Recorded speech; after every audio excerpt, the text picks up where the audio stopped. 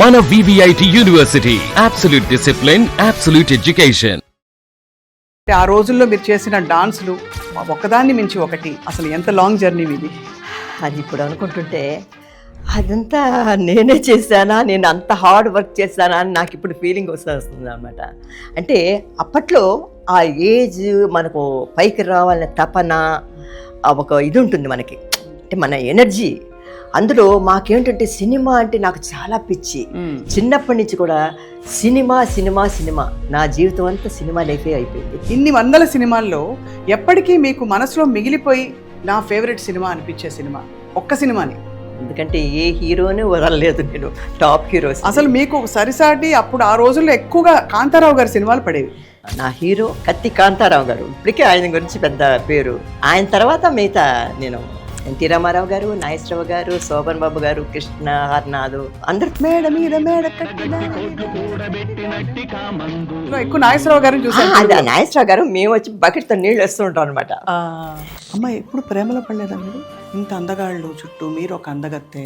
ఒకటి ఫీలింగ్సే లేవంటే నమ్మను నేను. ప్రతి మనిషికి, ఆడ కానీ మగ కానీ, ఒక ఏజ్లో వాళ్ళకి మనసు ఉంటుంది, ఇష్టాలు ఉంటాయి. ఒకరిని చూస్తే అంటే ఇంత టెక్నాలజీ కూడా లేదు, మీ సహజమైన అందమే కెమెరా మీద కనిపించేది కదా. ఇప్పుడంతా AI కరెక్షన్స్, అన్ని రకరకాలు. ఇప్పుడు ఏముందమ్మా, వచ్చేసాయి. ప్లేబ్యాక్ సింగర్స్కి పాట ఫుల్ సాంగ్ ఒకే షాట్లో పాడాలి, కొద్ది తప్పు వచ్చిందంటే మళ్ళీ. మీ మేకప్లో కూడా చాలా అందమైన రాజకుమార్తెకి సంబంధించిన లిప్ లైనర్ చాలా పర్ఫెక్ట్గా వేసుకునేవారు. అది మీరేనా మేకప్ మ్యాన్ సజెస్ట్ చేసి మీరు? అప్పట్లో మాకు ఫేషియల్ లేదు, ఐబ్రోస్ థ్రెడ్డింగ్ లేదు, లేదా ఒక బ్లేడ్ పెట్టుకొని ఆ మేకప్ మ్యాన్ కట్ చేసేవాడు ఐబ్రోస్. ఎందుకు అప్పట్లో లేదా అసలు? లేవమ్మా. మరి ఎలాగా అన్నం తినేసేవారా సెట్లో? ఏమన్నా డిఫరెంట్గా తినేవారా? అన్నం అంటే మనకి టైట్ డ్రెస్లు వేసేస్తాం. అది కాంతారావు గారిని ఇస్తాము, జగయ్య గారు క్యారెక్టర్, ఆయనతో షార్ట్లు ఉన్నాయి కదా, అవి రీషూట్ చేయాలి. మాకు అయితే మేము రాలేమంటే, అమ్మాయికి బాగాలేదు, రాకపోతే మీ మీద కేసెస్.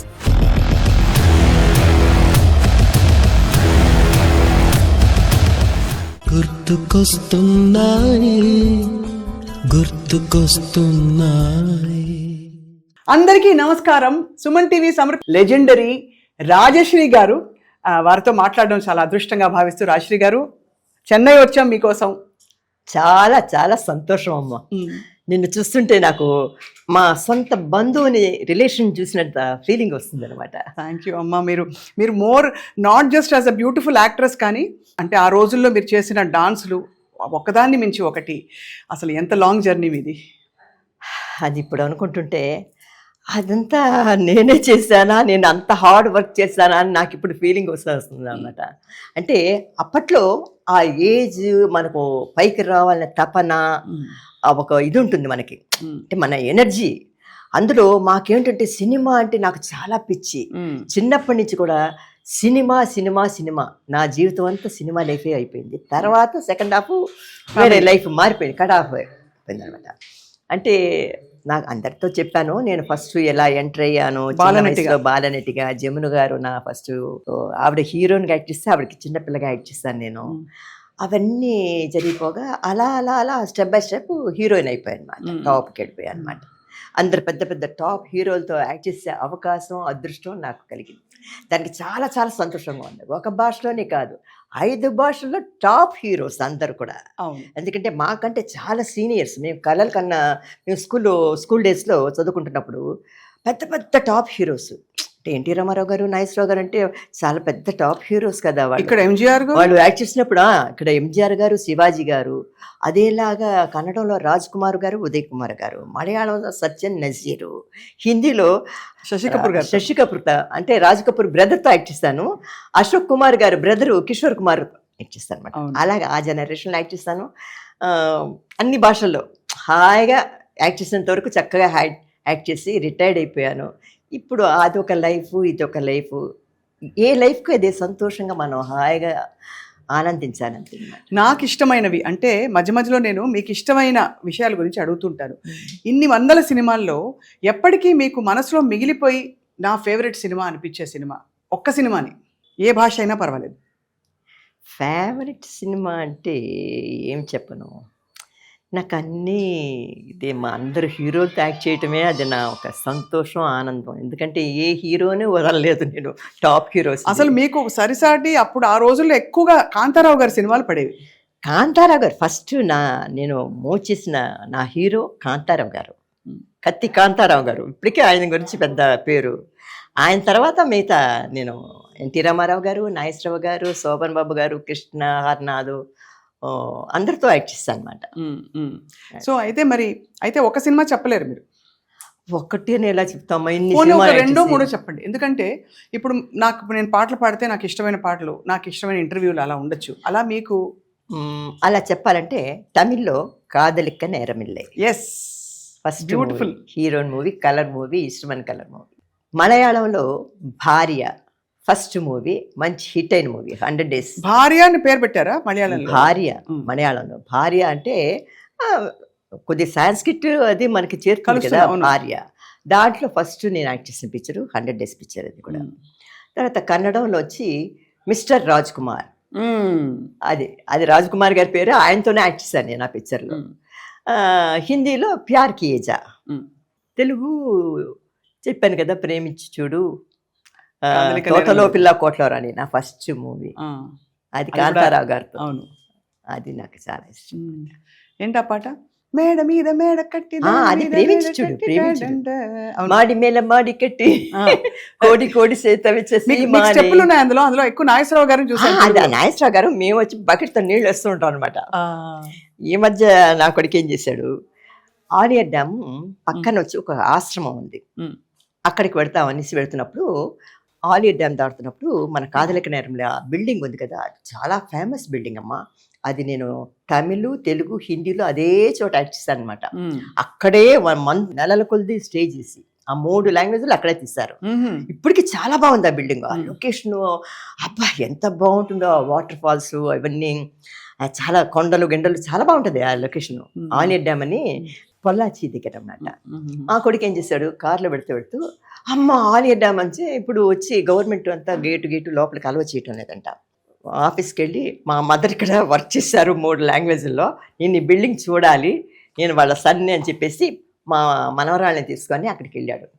వెళ్ళి ఆ బాల్కనీలో వచ్చి నేను కాంచనా నిలబడి నీళ్ళు వేస్తాం కదా నాగేశ్వరరావు గారు, దాంట్లో అక్కడ 2 పిల్లల్ని నిలబెట్టి, ఒక అమ్మాయి 9 years, ఒక అమ్మాయి 7 years అనమాట, మా మనవరాలు నిలబెట్టి వాటర్ బాటిల్ ఇచ్చి నా కొడుకు కింద నిలబెట్టి నీళ్ళు పోయినరా పైనుంచి అన్నాడు. ఎందుకంటే బకెట్తో నీళ్ళు పోస్తాం కదా, ఆ సీను చేసి ఫోటోలన్నీ తీసి నాకు పంపించాను అనమాట.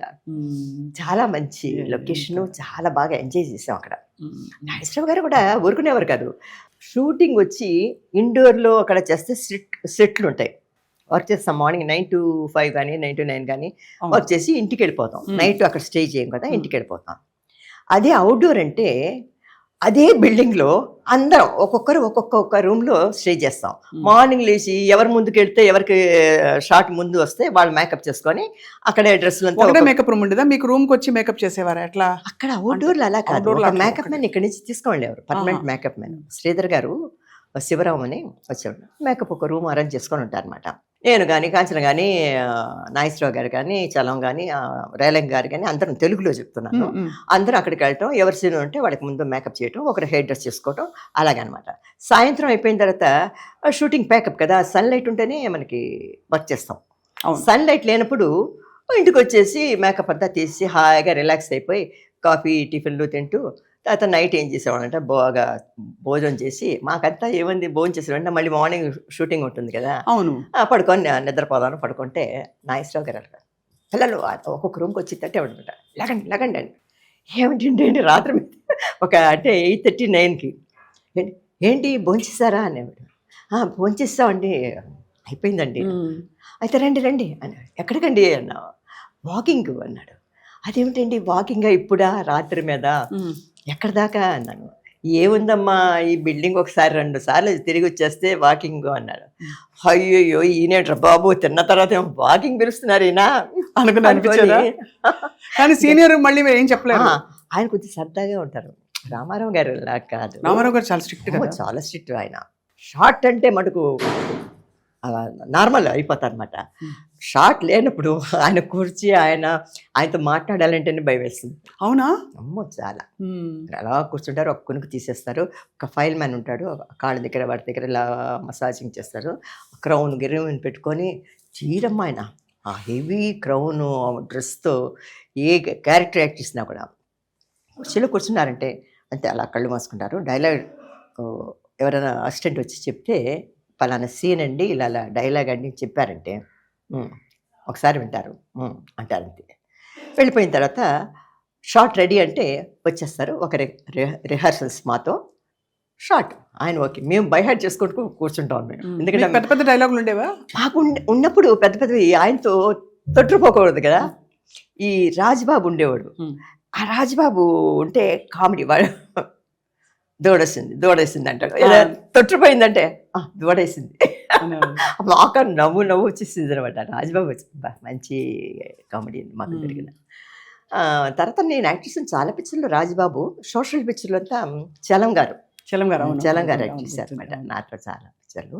ఆయనతో ఒక పిక్చర్లో హీరోయిన్గా కూడా యాక్ట్ చేశాను నేను, పట్టిందల్లా బంగారం అని. ఎవరు? రాజబాబు గారితో కాదు, చలం గారితో. హీరో అమ్మా ఆయన. అవును తెలుసు కదా చలం గారు.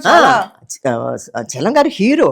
ఆయన చాలా పిక్చర్లు చేసి తర్వాత కామెడీని అయిపోయాడు, కానీ ఆయన క్యారెక్టర్ మార్చుకున్నారు ఆయన. అలాగా జరిగేది అనమాట. ఆ కాలం భలే సరదాగా ఉండేది. మా అవుట్డోర్ అంటే మాకు ఇంకా చెప్పక్కర్లే. మీకు ఎలా అంటే ఫుల్ మంత్ అంతా బిజీగా ఉండేదా? అమ్మా ఒక టైంలో అయితే పీక్ కదా. నా సంగతి చెప్పాలంటే అంటే అదృష్టంగా భావిస్తాను నేను. చిన్నప్పటి నుంచి స్టార్ట్ చేసిన దగ్గర నుంచి రిటైర్డ్ అయ్యేది ఒక గ్యాప్ ఎక్కువ ఉండేది కాదు. పండగలు వచ్చినా ఏం వచ్చినా కూడా నా రూట్ అలా పెడుతూనే ఉండే. షూటింగ్ పొద్దున్న మధ్యాహ్నం రాత్రి బాగా టైర్డ్ అయిపోయేదాన్ని. నైట్ అంతా వర్క్ చేస్తే కొంతమంది ప్రొడ్యూసర్స్ ఒప్పుకునేవారు కాదు. సాంగ్ ఫ్రెష్గా ఉండాలి కదా, మొహంతా డోకిపోయింది, క్లోజప్లు తీయం అని చెప్పి అప్పట్లో చాలా ఇదనమాట. అంటే ఇంత టెక్నాలజీ కూడా లేదు, మీ సహజమైన అందమే కెమెరా మీద కనిపించేది కదా. ఇప్పుడంతా ఏఐ కరెక్షన్స్ అన్ని రకరకాలు. ఇప్పుడు ఏముందమ్మా, వచ్చేసాయి. కొద్దిగా డైలాగ్ మిస్టేక్ వచ్చిందంటే అలా కంటిన్యూ చేసి అక్కడ కట్ చేసేస్తారు. సాంగ్ పాడేవాడు కూడా చాలా కష్టం. ప్లేబ్యాక్ సింగర్స్కి పాట ఫుల్ సాంగ్ ఒకే షాట్లో పాడాలి. కొద్ది తప్పు వచ్చిందంటే మళ్ళీ 1 more అంటారు అనమాట. మాకు కూడా అలానే అక్కడి నుంచి వచ్చే మూమెంట్స్, డ్యాన్స్ మూమెంట్స్ లాంగ్ షాట్లో తీస్తే, పెద్ద షాట్ లెంగ్తీ షాట్ అయితే కొద్ది మిస్టేక్ వచ్చిన కట్ అని చెప్తారు అనమాట. అదేలాగా డైలాగ్స్ కూడా మీ సీనియర్లతో నర్వస్గా ఉంటుంది చాలా. అందులో ఎక్కడంటే మన సెపరేట్ షాట్, మన సెపరేట్గా క్లోజప్ తీసేటప్పుడు హ్యాపీ ఒక 4-5 ఆర్టిస్టులు ఉంటారు. హీరో, తర్వాత ఫాదర్ రోలు, ఒక కామెడీ, వాళ్ళందరూ మాట్లాడుతున్నప్పుడు మన డైలాగ్ మధ్యలో వచ్చిందనుకో మనం మర్చిపోకూడదు. వాళ్ళు యాక్ట్ చేసినప్పుడు అంతా మన రియాక్షన్ వస్తూ ఉండాలి, ఇలాగా అలాగనా అని. తర్వాత మన డైలాగ్ వచ్చేసరికి మనం కరెక్ట్గా చెప్పాలి, అప్పుడే తొట్టపోతుంది మనకి. అదే చాలా. అలా మీకు బాగా టేకులు తిన్న డైలాగ్ ఏదమ్మా? టేకులు అంటే తమిళ్లో ఒక ఇది ఉంది, తెలుగులో కూడా ఒక పిక్చర్లో అలా చేస్తాను, మలయాళంలో కూడా ఎక్కువ టేకులు. కానీ భాష ఎలా వచ్చేది? ఇప్పుడంటే అందరూ డబ్బింగ్ ఊరికే ABCD బటర్ఫ్లై అంటారట. అప్పట్లో మీరు భాష ఎలా మేనేజ్ చేసుకున్నారు? అంటే మనకి తెలియని భాష అయితే మనం రాసుకొని తెలుగులో దాన్ని పదే వల్ల వేసుకోవాలన్నమాట, మెమరీ చేసుకొని. అంటే ఒకవేళ కొద్దిగా ఒక ఇది ట్రెండ్ కొద్దిగా ఇదిగా వచ్చినా కూడా పర్వాలేదు, కానీ లిప్ మూమెంట్ కరెక్ట్గా ఉండాలన్నమాట. ఆ లిప్ మూమెంట్ గమనిస్తారు. సాంగ్స్లో కూడా అంతే, మనం లిప్ మూమెంట్ కరెక్ట్గా పాటకి ఇవ్వాలన్నమాట, లేకపోతే ఒప్పుకునేవారు కాదు, కట్ అనేవారు అనమాట. మీ మేకప్లో కూడా ప్రత్యేకంగా ఒక చాలా అందమైన రాజకుమార్తెకి సంబంధించిన మీ లిప్ లైనర్ చాలా పర్ఫెక్ట్గా వేసుకునేవారు. అది మీరేనా మేకప్ మ్యాన్ సజెస్ట్ చేసి మీకు అర్థమైంది అనుకుంటా నేను చెప్పింది. చాలా మీ పెదవుల అసలు పర్ఫెక్ట్ ఆ వీ షేప్డ్ ఫేస్. ఇప్పుడు ఏదైతే చెప్తున్నారో అందరూ వెళ్ళి క్లినిక్కి వెళ్ళి చేయించుకుంటున్నారు, మీకు అప్పుడు పర్ఫెక్ట్ వీ షేప్ ఫేస్ ఉండేది, ఇలా హార్ట్ షేప్లో. అప్పట్లో మాకు ఫేషియల్ లేదు, ఐబ్రోస్ థ్రెడ్డింగ్ లేదా, ఒక బ్లేడ్ పెట్టుకొని ఆ మేకప్ మ్యాన్ కట్ చేసేవాడు, ఐబ్రోస్ కట్ చేసేవాడు అనమాట. థ్రెడ్డింగ్ ఏం లేదు, ఫేషియల్కి వెళ్ళేవాడు కాదు.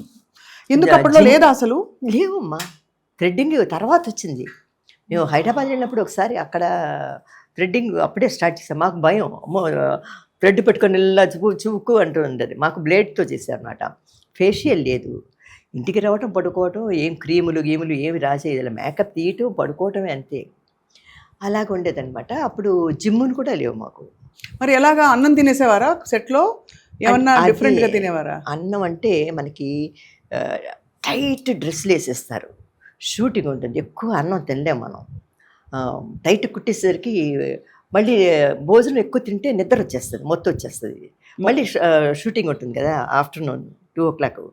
దానికోసం ఏం చేసామంటే కొద్దిగా లిమిట్గా తిని, కొద్దిగా ఈగురు చేపల పులుసులు అవి ఉంటాయి కదా, దాన్ని అలా అలా టచ్ చేసుకుంటే అబ్బా ఫుల్ అని మంచినీళ్ళు తాగేసేవాడు అనమాట. సో మీ ఫేవరెట్? మా సిస్టర్ ఎక్కువ దానిమ్మ జ్యూస్, ఎన్ని దానిమ్మ పళ్ళు కొనేదో, జ్యూస్ తీసి మరచొమ్ములని ఉండేవి అప్పట్లో. అలా మరచొమ్ములో దాని నిండా పోసి పెట్టేది మా అక్కయ్య. అదే మీకు ఎనర్జీ? కొద్దిగా కొద్దిగా, ఎందుకంటే ఫుల్ టైట్ కదా డ్రెస్సులు అంతా. అందులో రాజకుమార్ రెస్ట్ రూమ్కి వెళ్ళాలంటే కష్టం కనుక అది కుట్లు అన్నీ ఇప్పుకొని ఇవన్నీ ఇప్పుడులాగా అన్నీ ఇవి కాదు కదా, ఇలాంటివి అతికించేస్తున్నారు, డ్రెస్ ఓపెన్ చేయవచ్చు. అప్పుడంతా స్టిచ్ చేసేవారు, కుట్టేసేవారు అనమాట. దానికోసం ఇంత ఇంత ఇంత జ్యూస్ తాగటం అలాగా చాలా అలా మేనేజ్ చేశారు. ఎంత కష్ట జీవితం అండి అసలు. ఏదో హీరోయిన్, సినిమా హీరోయిన్ అంటే చాలా అన్నీ సాగిపోతాయి అనుకుంటారు. ఎన్ని కష్టాలు పడి ఉంటారు, ఎండల్లో వానల్లో, ఇంకా నిద్ర సరిగ్గా ఉండదు, బ్యాక్ టు బ్యాక్ షెడ్యూల్స్. ఆ కష్టం గురించి చెప్పండి, మీకు ఇష్టమైన వాటిలో ఆ కష్టాన్ని కూడా పెడదాం. కష్టం అంటే అమ్మా, మాకు ఇక్కడి నుంచి గబుక్కొని నా పరిస్థితి ఏంటంటే ఒక చోట నిలకడైన ఇది కాదు నాది. అక్కడికి ఇక్కడికి పరుగులెత్తటం అనమాట. ఇక్కడి నుంచి బెంగళూరుకి వెళ్ళిపోవాలి, బెంగళూరు ఫ్లైట్లో వెళ్ళి అక్కడి నుంచి కారులో మైసూర్కి వెళ్ళాలి, మైసూర్కి కార్లో ఫ్లైట్ లేదు. అదేలాగా కేరళకి వచ్చి ఫ్లైట్లో అలపికి వాటికి వెళ్ళి అక్కడి నుంచి కార్ జర్నీ చేయటం. తర్వాత బాంబే వచ్చి అప్పుడు డెకోటా అని ఒక ఫ్లైట్ ఉండేది, డగ డగ డగ డగ డగ అని ఆడుతుంది అప్పట్లో. అది దాని పేరే డకోటా. డెకోటా అదేంటి, ఆ ఫ్లైట్ ఎక్కితే చెవులన్నీ కయ్యని నొప్పులు వచ్చేసాయి అనమాట, అంత నొప్పులు వచ్చేస్తాయి. అప్పట్లో ఫ్లైటు ఎంత కాటన్ పెట్టుకున్నా కూడా వచ్చేస్తుంది అనమాట. అది ఇక్కడి నుంచి పూనాకి వెళ్ళే, పూనా నుంచి మళ్ళీ ఇంకొక ఫ్లైట్లో బాంబేకి వెళ్ళాలన్నమాట.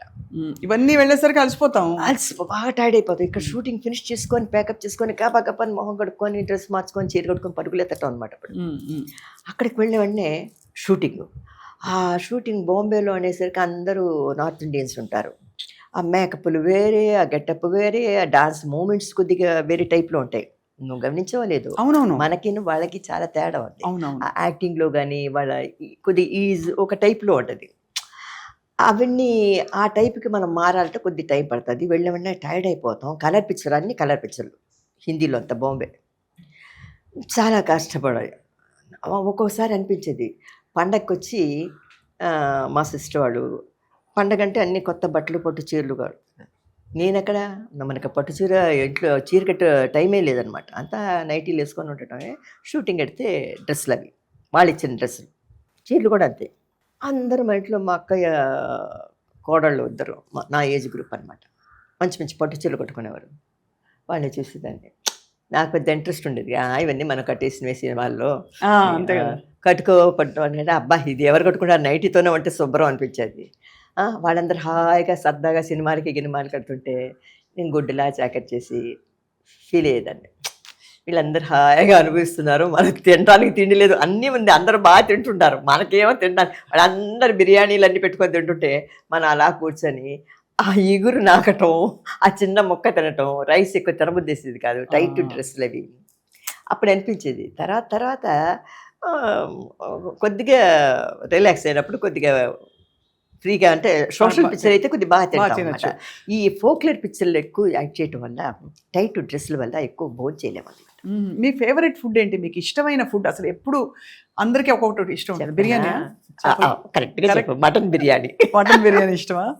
ఎక్కడ తింటారమ్మా మటన్ బిర్యానీ? అప్పుడే అంటే మీరు సినిమా నుంచి విరమణ అన్నాక Buhari famous mutton biryani, mutton samosa చిన్నవి. అది ఏంటంటే ఆ కాలంలో ఒక్కసారి మాకు షూటింగ్లు క్యాన్సిల్ అయినా ఏదైనా మా మదరు, మా అక్కయ్య మనవరాళ్ళు అందరూ కలిసి బీచ్కి వెళ్ళిపోయేవాళ్ళం అనమాట. అప్పుడు బీచ్ కాముగా ఉండేది ఇక్కడ మెడ్రాస్లో. ఒక పెద్ద చెంకాణ తీసుకొని పోయి వేసుకొని కొన్ని చైర్స్ వేసుకొని పిల్లలు చంటి పిల్లలు మా అక్కయ్య మనవరాళ్ళు వాళ్ళని ఏదో దీంట్లో తిప్పుతూ ఉంటారు పనోళ్ళు. అక్కడ కూర్చొని ఎన్ని సోమసాలు పెట్టుకొని అందరం ప్లేట్లో అందరు మా మదరు, మా సిస్టర్, మా అక్కయ్య కోడళ్ళు అందరం కలిసి బాగా సోమసాలు తింటూ పీచ్ మల్బా అని అమ్మేవారు అక్కడ. భలే ఉండేది. పీచ్ మిఠాయి, పీచ్ మల్బా ఐస్ క్రీమ్ పీచ్ మల్బా అని ఫ్రూట్స్ అన్ని వేసి ఇలాగా అన్ని ఐస్ క్రీమ్ అన్ని వేసి ఇలా పెద్ద దీంట్లో వస్తాయి. ఆ పీచ్ మల్బాలు తెచ్చుకొని చక్కగా తినేసేవాడు. ఎప్పుడైనా ఒళ్ళు వచ్చేసారా మీరు? ఇప్పుడు బాగా స్లిమ్గా ట్రిమ్గా ఉన్నారు. ఎప్పుడు మీరు ఒక డాన్సర్ కాబట్టి ఒళ్ళు వచ్చారు ఎప్పుడైనా? వస్తుంది, ఒక్కొక్క ఏజ్ని బట్టి ఒళ్ళు వస్తుంటుంది. అంటే నేను చిన్నప్పుడు చాలా సన్నగా ఉండేదాన్ని. మా అక్కయ్య కొడుకులు వాళ్ళందరూ బొజ్జుగా ఉండేవారు. నాగుల చవితి యాక్ట్ చేసేటప్పుడు చిన్నపిల్లని ఇదిగా ఉన్నాను. నాగుల చవితి యాక్ట్ చేస్తాను, తర్వాత భక్త రామదేవ్ యాక్ట్ చేస్తాను. అలా చేసినప్పుడు భక్త కుచేల అని ఒక పిక్చర్ యాక్ట్ చేశాను. కన్నాంబ గారు కూతురుగా అనమాట. సిఎస్ఆర్ ఆంజనేయులు గారు చాలా పెద్ద ఆయన కూతురులో ఒక పెద్ద కూతురుగా యాక్ట్ చేశాను అనమాట. చేస్తున్నప్పుడు పిక్చర్ జరుగుతూ ఉంది. ఒక షార్ట్లో ఏమైపోయిందంటే నైట్ షూటింగ్ అప్పుడు నాకు హై ఫీవర్ వచ్చేసింది అనమాట. అందరం కింద పడుకున్నాం చేపలు వేసుకొని. కన్నమ్మ గారు నా పక్కన ఉంటారు. అందరు పిల్లలు ఒక్కొక్కరు కుచేరుడు పిల్లలంటే చెప్పాలి, అందరు లైన్గా పడుకున్నాం అనమాట. అప్పుడు కన్నమ్మ గారు నా మీద ఆవిడ నాకు చాలా ఇష్టం, మా మదర్ లాగా అనమాట. చెయ్యి వేసి ఏమిటి కుసుమా నీ ఒళ్ళు కాలిపోతుంది అన్నారు. అనండి. అయ్యో హై ఫీవర్గా ఉందని చెప్పేసి డైరెక్టర్ని ప్రొడ్యూసర్ని పిలిచి షార్ట్ కట్ చేయండి, అమ్మాయికి చాలా హై ఫీవర్గా ఉంది, డాక్టర్ని తీసుకొని రండి అని చెప్పి నన్ను వచ్చేసి నాకు అప్పుడు టైఫాయిడ్ వచ్చిందనమాట. చిన్నప్పుడు వచ్చినప్పుడు ఆ టైఫాయిడ్ అప్పుడు నేను యాక్ట్ చేయలేక ఇంట్లోనే ఉన్నాను. అప్పుడు ఏమైపోయిందంటే సన్నగా అయిపోయాను. ఆ టైఫాయిడ్ రాకముందు modern AIDS picture MEV pictures అని సేలంలో ఉందన్నమాట. ఆ సేలంలో ఆయన చాలా స్ట్రిక్ట్ ప్రొడ్యూసర్. ఆయన చాలా స్ట్రిక్ట్ అంటే అంత ఇది. వాళ్ళ అబ్బాయి సుందరం అని ఫారినర్ అమ్మాయిని కూడా పెళ్లి చేసుకున్నాడు. ఆ సెట్లో ఎవ్వరికి ఒక కుర్చీ వేయరమ్మా. ఆయన ప్రొడ్యూసర్ ఆయన, డైరెక్టర్ ఆయన అనమాట. ఆయనకి మటుకే ఒక కుర్చీ ఉంటుంది. మేము బయట కూర్చుంటాం సెట్ బయట. ఎవరు షార్ట్ ఉంటే వాళ్ళు రావాలి లోపలికి. మన డైలాగ్ అని వచ్చేసిన తర్వాత లైటింగ్ అంతా చూస్తారు. చూసిన తర్వాత మైక్ పైన ఉంటాయి కదా, అప్పట్లో గట్టిగా మాట్లాడాలి చేయాలి. నాకు ఫస్ట్ అందులో ఆ పిక్చర్లో అపూర్వ చింతామణి, సహస్ర చిరచేద అపూర్వ చింతామణి అని ఒక పిక్చర్ వచ్చింది, తెలుసు కదా? అవునవునవును, గుర్తుంది. అవును. అందులో ఫస్ట్ ఏం చేశారంటే జగ్గయ్య గారు యాక్ట్ చేశారు ఆ క్యారెక్టర్ హీరో. నాది అప్పుడు నేను టీనేజ్ అనమాట, ఒక 14-15 ఇయర్స్ ఉంటాయి. మంచి బుగ్గలతో బాగుండేదాన్ని. ఆ సాంగ్ అయిపోయింది. సాంగ్ సెపరేట్ సాంగ్ నాది. ఆ సాంగ్ అయిన తర్వాత హీరో వస్తాడనమాట. వచ్చినప్పుడు హీరోతో మాట్లాడుతుంది. హీరో చెప్తాడు ఏదో చెప్తే గురువు ఎక్కడున్నాడు ఏమిటి అని ఏదో అనేసి కోపం వచ్చేస్తుంది అనమాట అతని గురువు గురించి. ఇతన్ని జైల్లో ఏంటి అని పెద్ద ఇదిగా చెప్పాలన్నమాట. చెప్పి అలాంటి క్యారెక్టర్ అనమాట నాది. అందాలున్నవి కన్నులలో అల్లరి చేశాను అన్న సాంగ్ అయిపోయింది, షూటింగ్ అయిపోయింది, నా క్యారెక్టర్ అయిపోయింది. ఈ తర్వాత ఈ కుచేటప్పుడు నాకు మంచి టైఫాయిడ్, సన్న అప్పుడు బొజ్జుగా ఉన్నదాన్ని ఇలా అయిపోయాను, సగం అయిపోయాను. టైఫాయిడ్ అంటే తెలుసు కదా, సన్నగా అయిపోయాను అనమాట. ఫీవర్ అది తగ్గింది కానీ వీక్నెస్ చాలా ఉందన్నమాట. చెవులు అన్నీ మందంగా ఉంది. అప్పుడు మోడర్న్ ఎయిడ్స్ నుంచి ఫోన్ వచ్చింది, రీటేక్ చేస్తున్నాము, మీరు రావాలి షూటింగ్కి. అప్పుడు అప్పుడంతే ట్రైన్లోనే కదా వెళ్ళాలి జర్నీ. మా సిస్టర్ అంది, అదేంటి మా క్యారెక్టర్ అయిపోయింది కదా మళ్ళీ అంటే, లేదు రీషూట్ చేస్తున్నాము, జగ్గయ్య గారి బదులు కాంతారావు గారిని వేసాము.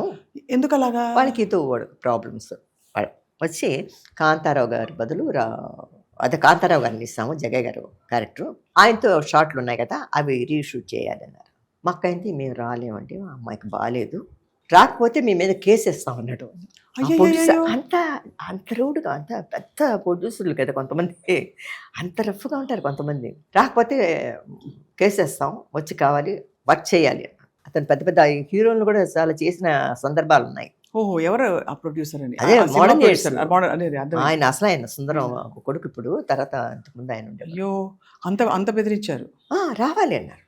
అంటే రావండి, రాకపోతే ఇదండి చచ్చినట్లు పొలోమని అవస్థ పడుకుంటూ నీరసంగా వెళ్ళాం. వాళ్ళకి ఏంటంటే లేడీస్ మేకప్ రూమ్లోకి జెంట్స్ రాకూడదు, ఒక మేకప్ మ్యాన్ తప్పించి. జెంట్స్ మేకప్ రూమ్లోకి లేడీస్ వెళ్ళకూడదు, అందరూ బయట కూర్చోవాలి. షార్ట్ ఎవరు షార్ట్ ఉంటే వాళ్ళే లోపలికి వెళ్ళాలి, అనవసరంగా ఎవరితో ఉండేది. రూమ్స్ కూడా అలానే, వాళ్ళు ఇచ్చిన రూమ్లే, హోటల్స్ అంతా ఉండవు. సెపరేట్గా లేడీస్కి సెపరేట్గా జెంట్స్కి ఉంటుంది అనమాట. విల్లన్ కానీ కామెడీ కానీ ఎవరైనా సరే. అప్పుడు కాంతారావు గారు ఆ సాంగ్ చూసి, ఆహా రాజశ్రీ చిన్నపిల్లగా యాక్ట్ చేసింది నాతో సిస్టర్గా, మాంగళ్యం అంతా యాక్ట్ చేశాను కదా, అవునవును. మళ్ళీ ముందే కొద్దిగా పికప్ అవుతుంది అని అనుకున్నాను. నేను సెట్కి వెళ్ళేసరికి ఆయన నీరసించిపోయాడు నన్ను చూసి. ఏంటి ఇలా మళ్ళీ బక్క చిక్కిపోయారని? కానీ బొగ్గలు ఇలా ఉండేవి చిన్నప్పటి నుంచి, లోపలికి వెళ్ళిపోయాయి. ఆ డ్రెస్ సగం అయిపోయింది, డ్రెస్ వేస్తే వదిలైపోయింది. వాడు మళ్ళీ కట్ చేసి నా కోసం కుట్టారనమాట. సన్నగా అయిపోయాను పుల్లలాగా. ఆ హెయిర్ డ్రెస్ అంతా వేస్తే ఏదో ఒక బొమ్మకో మొగడుకో డ్రెస్ వేసినట్లుంది. అంటే టైఫాయిడ్ అంటే అంత లాగేసింది అనమాట. అవునవును, ఆ రోజుల్లో అందులో చాలా కష్టం. మీరు అప్పుడు చూడమ్మా, సెట్లోకి వెళ్ళాను. వెళ్తే ఆ లైటింగ్ అంతా సెటప్ చేశారు, మైకు పైన మైక్ ఉంది. నేనేం ఫోర్స్గా చెప్పాలి కాంతారావు గారితో డైలాగ్. ఏంటి డైలాగ్ గుర్తుందా? లేదు, ఇతన్ని తీసుకొని జైల్లో పడేయండి అని చెప్పాలన్నమాట. జైల్లో పెట్టమని ఏదో పెద్ద డైలాగ్ చెప్పేసి. కాంతారావు గారు ఆయన అడిగేది అడుగుతున్నాడు, నాకు చెవులు వినవాడలేదు. పోనీ ఒళ్ళు బాగా ఉన్న మనిషిని కదా, ఒక కుర్చీ అయినా వేయాలి కదా సెట్లో. కుర్చీ లేదు, ఏం లేదు. నాకు నిలబట్టడానికే నీరసం, నోట్లోంచి మాట రావటం లేదు, వాయిస్ రావటం లేదనమాట. బెదిరించారు. దానికోసం వచ్చాను. నాకు చాలా ఇది కానీ కాంతారావు గారితో అన్నాను. ఆయన బాగా నాకు పరిచయం కదా చిన్నప్పటి నుంచే. అన్నయ్య అన్నయ్య, అప్పుడు అన్నయ్య అనేదాన్ని, అన్నయ్య అన్నయ్య నాకు చెవులకు వినబట్టం లేదు, మీ డైలాగ్ అయిపోయిన వెంటనే ఏదైనా ఒక సైగ చేయండి, నా డైలాగ్ ఒప్ప చెప్పేస్తాను నేను. నాకు ఎప్పుడు మీరు ఆఫ్ చేస్తారో, మీ డైలాగ్ ఎప్పుడు అవుతుందో నాకు తెలియదు కదా అంటే, సరే అమ్మా అన్నారు. కట్ కట్ కట్ అన్నారు. వాయిస్ వినబట్టం లేదు, అది మైక్ ఏమో అంత పైకను ఉంది, నా గొంతుకేమో అసలే, నా గొంతుకు చాలా సాఫ్ట్, అందులో నీరసం, తిండి లేదు ఏమి లేదు. ఆ నీరసంతో రామంటే గట్టిగా అరవమంటే ఎలాగా, ఆరికి కష్టపడి గట్టిగా అరిచి ఈ వదిలిపెడితే చాలు రా బాబు అనుకున్నాను అనమాట. అంత కష్టం అయిపోయింది ఆ షూటింగ్ చేయడం. ఎంత చాలా కష్టాలు పడ్డారు.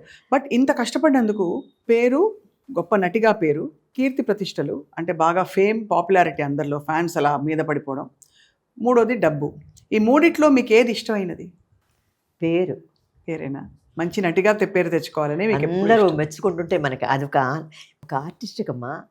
తన గురించి 10 మంది మంచిగా అనుకుంటూ, ఆహా చాలా బాగుంది, ఈ పిక్చర్లో చాలా బాగా యాక్ట్ చేస్తుందంటే మనకి ఎక్కడ లేని ఆనందం, సంతోషం. డబ్బు ఉంది, డబ్బు మన చేతుల్లో రాదు, మన పక్కన ఉన్న వాళ్ళు వసూలు చేస్తారు, కానీ ఆ డబ్బు ముట్టుకొని కూడా లేదు. నువ్వు నమ్ముతావు లేదు. ఎవరు వసూలు చేసేవారు మీ డబ్బులు? మరి మా సిస్టర్ ఉండేవారు అనమాట, ఆవిడ పెద్ద ఆవిడ కదా, వాళ్ళు ఆవిడే చూసుకునేవారా? ఆవిడ అంటే మేనేజర్ ఒక ఆయన ఉండేవాడు, ఒక కాల్ షీట్లు అవి చూసుకోవడానికి. మా సిస్టర్ వచ్చి మాట్లాడటం, పిక్చరు, స్టోరీ అది. మీరే డిమాండ్ చేసేవారు ఒక పాయింట్ అయ్యాక? నాకు అసలు డబ్బు, నీకు నిజంగా చెప్తానమ్మా, ఇప్పుడు దాకా కూడా నాకు అదే భయం, డబ్బు ముట్టుకొని కూడా భయం అనమాట. లెక్క పెట్టలేను, చేయి వణుకుతుంది, డబ్బు చూసి ముట్టుకొని అలవాటు లేదు నాకు. మ్యారేజ్ అయిందా కూడా నాకు అలవాటు లేదు. మా ఆయన చెప్తే, ఎవరైనా బయట నుంచి వచ్చి లెక్క చెప్తే బాగోదని అనేస్తాను. నేను ఒకటి ఇలాగా లెక్క పెడతాను. నాకు డబ్బులు పట్టుకొని అలవాట్లేదు, కానీ నా లైఫ్లో ఒకరి దగ్గర మటుకు చేయి చాపి కింద పెట్టి తీసుకున్నాను. ఒకే ఒక ప్రొడ్యూసర్ దగ్గర డబ్బులు, ఏ డబ్బులు ఎవరి దగ్గర ఇలా చేయి చాచలేదు. అంటే ఇప్పుడు కాదు, అప్పట్లో చెప్తున్నాను. అంటే నేను ప్రతిజ్ఞాపాలన అని మన రామానాయుడు గారు పిక్చర్ యాక్ట్ చేస్తున్నాను. ఆయన ఎలాంటి ఆయన అంటే, ఒక షెడ్యూల్ అయిపోయిన వెంటనే కరెక్ట్గా అమౌంట్ ఇచ్చేస్తాడనమాట. చాలా కరెక్ట్ ఆయన అమౌంట్ ఇవ్వటంలో. ప్రతిజ్ఞాపాలనప్పుడు సగం పిక్చర్ అయిపోయింది. నెక్స్ట్ వచ్చి మా సిస్టర్ కొడుకు మ్యారేజ్ కానీ, మా అక్కయ్య కొద్దిగా బిజీలో ఉంది, వాళ్ళందరూ రావటం అది. నేను షూటింగ్కి వెళ్ళాను. నాతో ఒక అసిస్టెంట్ ఒక అమ్మాయి వచ్చింది, ట్రే పట్టుకొని, మేకప్ ట్రే పట్టుకొని మాట వస్తే, అప్పుడు మేకప్ షూటింగ్ అయిపోయింది. మేకప్ రూమ్లోకి వెళ్ళేసరికి రామానాయుడు గారు వచ్చారు. ఏ రాయశ్రీ, మీ అక్క ఎక్కడా అన్నాడు. రాలేదండి ఈరోజు. ఇందా అన్నాడు. ఇందా అనేసరికి ఇలా అన్నాను, ఏదో ఇలా అనేసరికి ఇలా అన్నా అనమాట. డబ్బు పెట్టాడు. డబ్బు చూసేసరికి నాకు వణుకు వచ్చేసింది. డబ్బులు పెట్టాడు, ఏం చేయాలని గబక్కని ఆ మేకప్ అసిస్టెంట్ ఉంటే ఆ ట్రేలో పెట్టేస్తాను అనమాట. ఆ పిల్ల ఒక టవల్ ఏదో కప్పింది ఇచ్చేసింది. తాత ఇంటికి వెళ్ళి అమ్మ అక్క ఇలా రామాయణానికి గారు డబ్బులు ఇచ్చారు ట్రేలో పెట్టి. అదేంటి ట్రేలో పెట్టిస్తావు అని.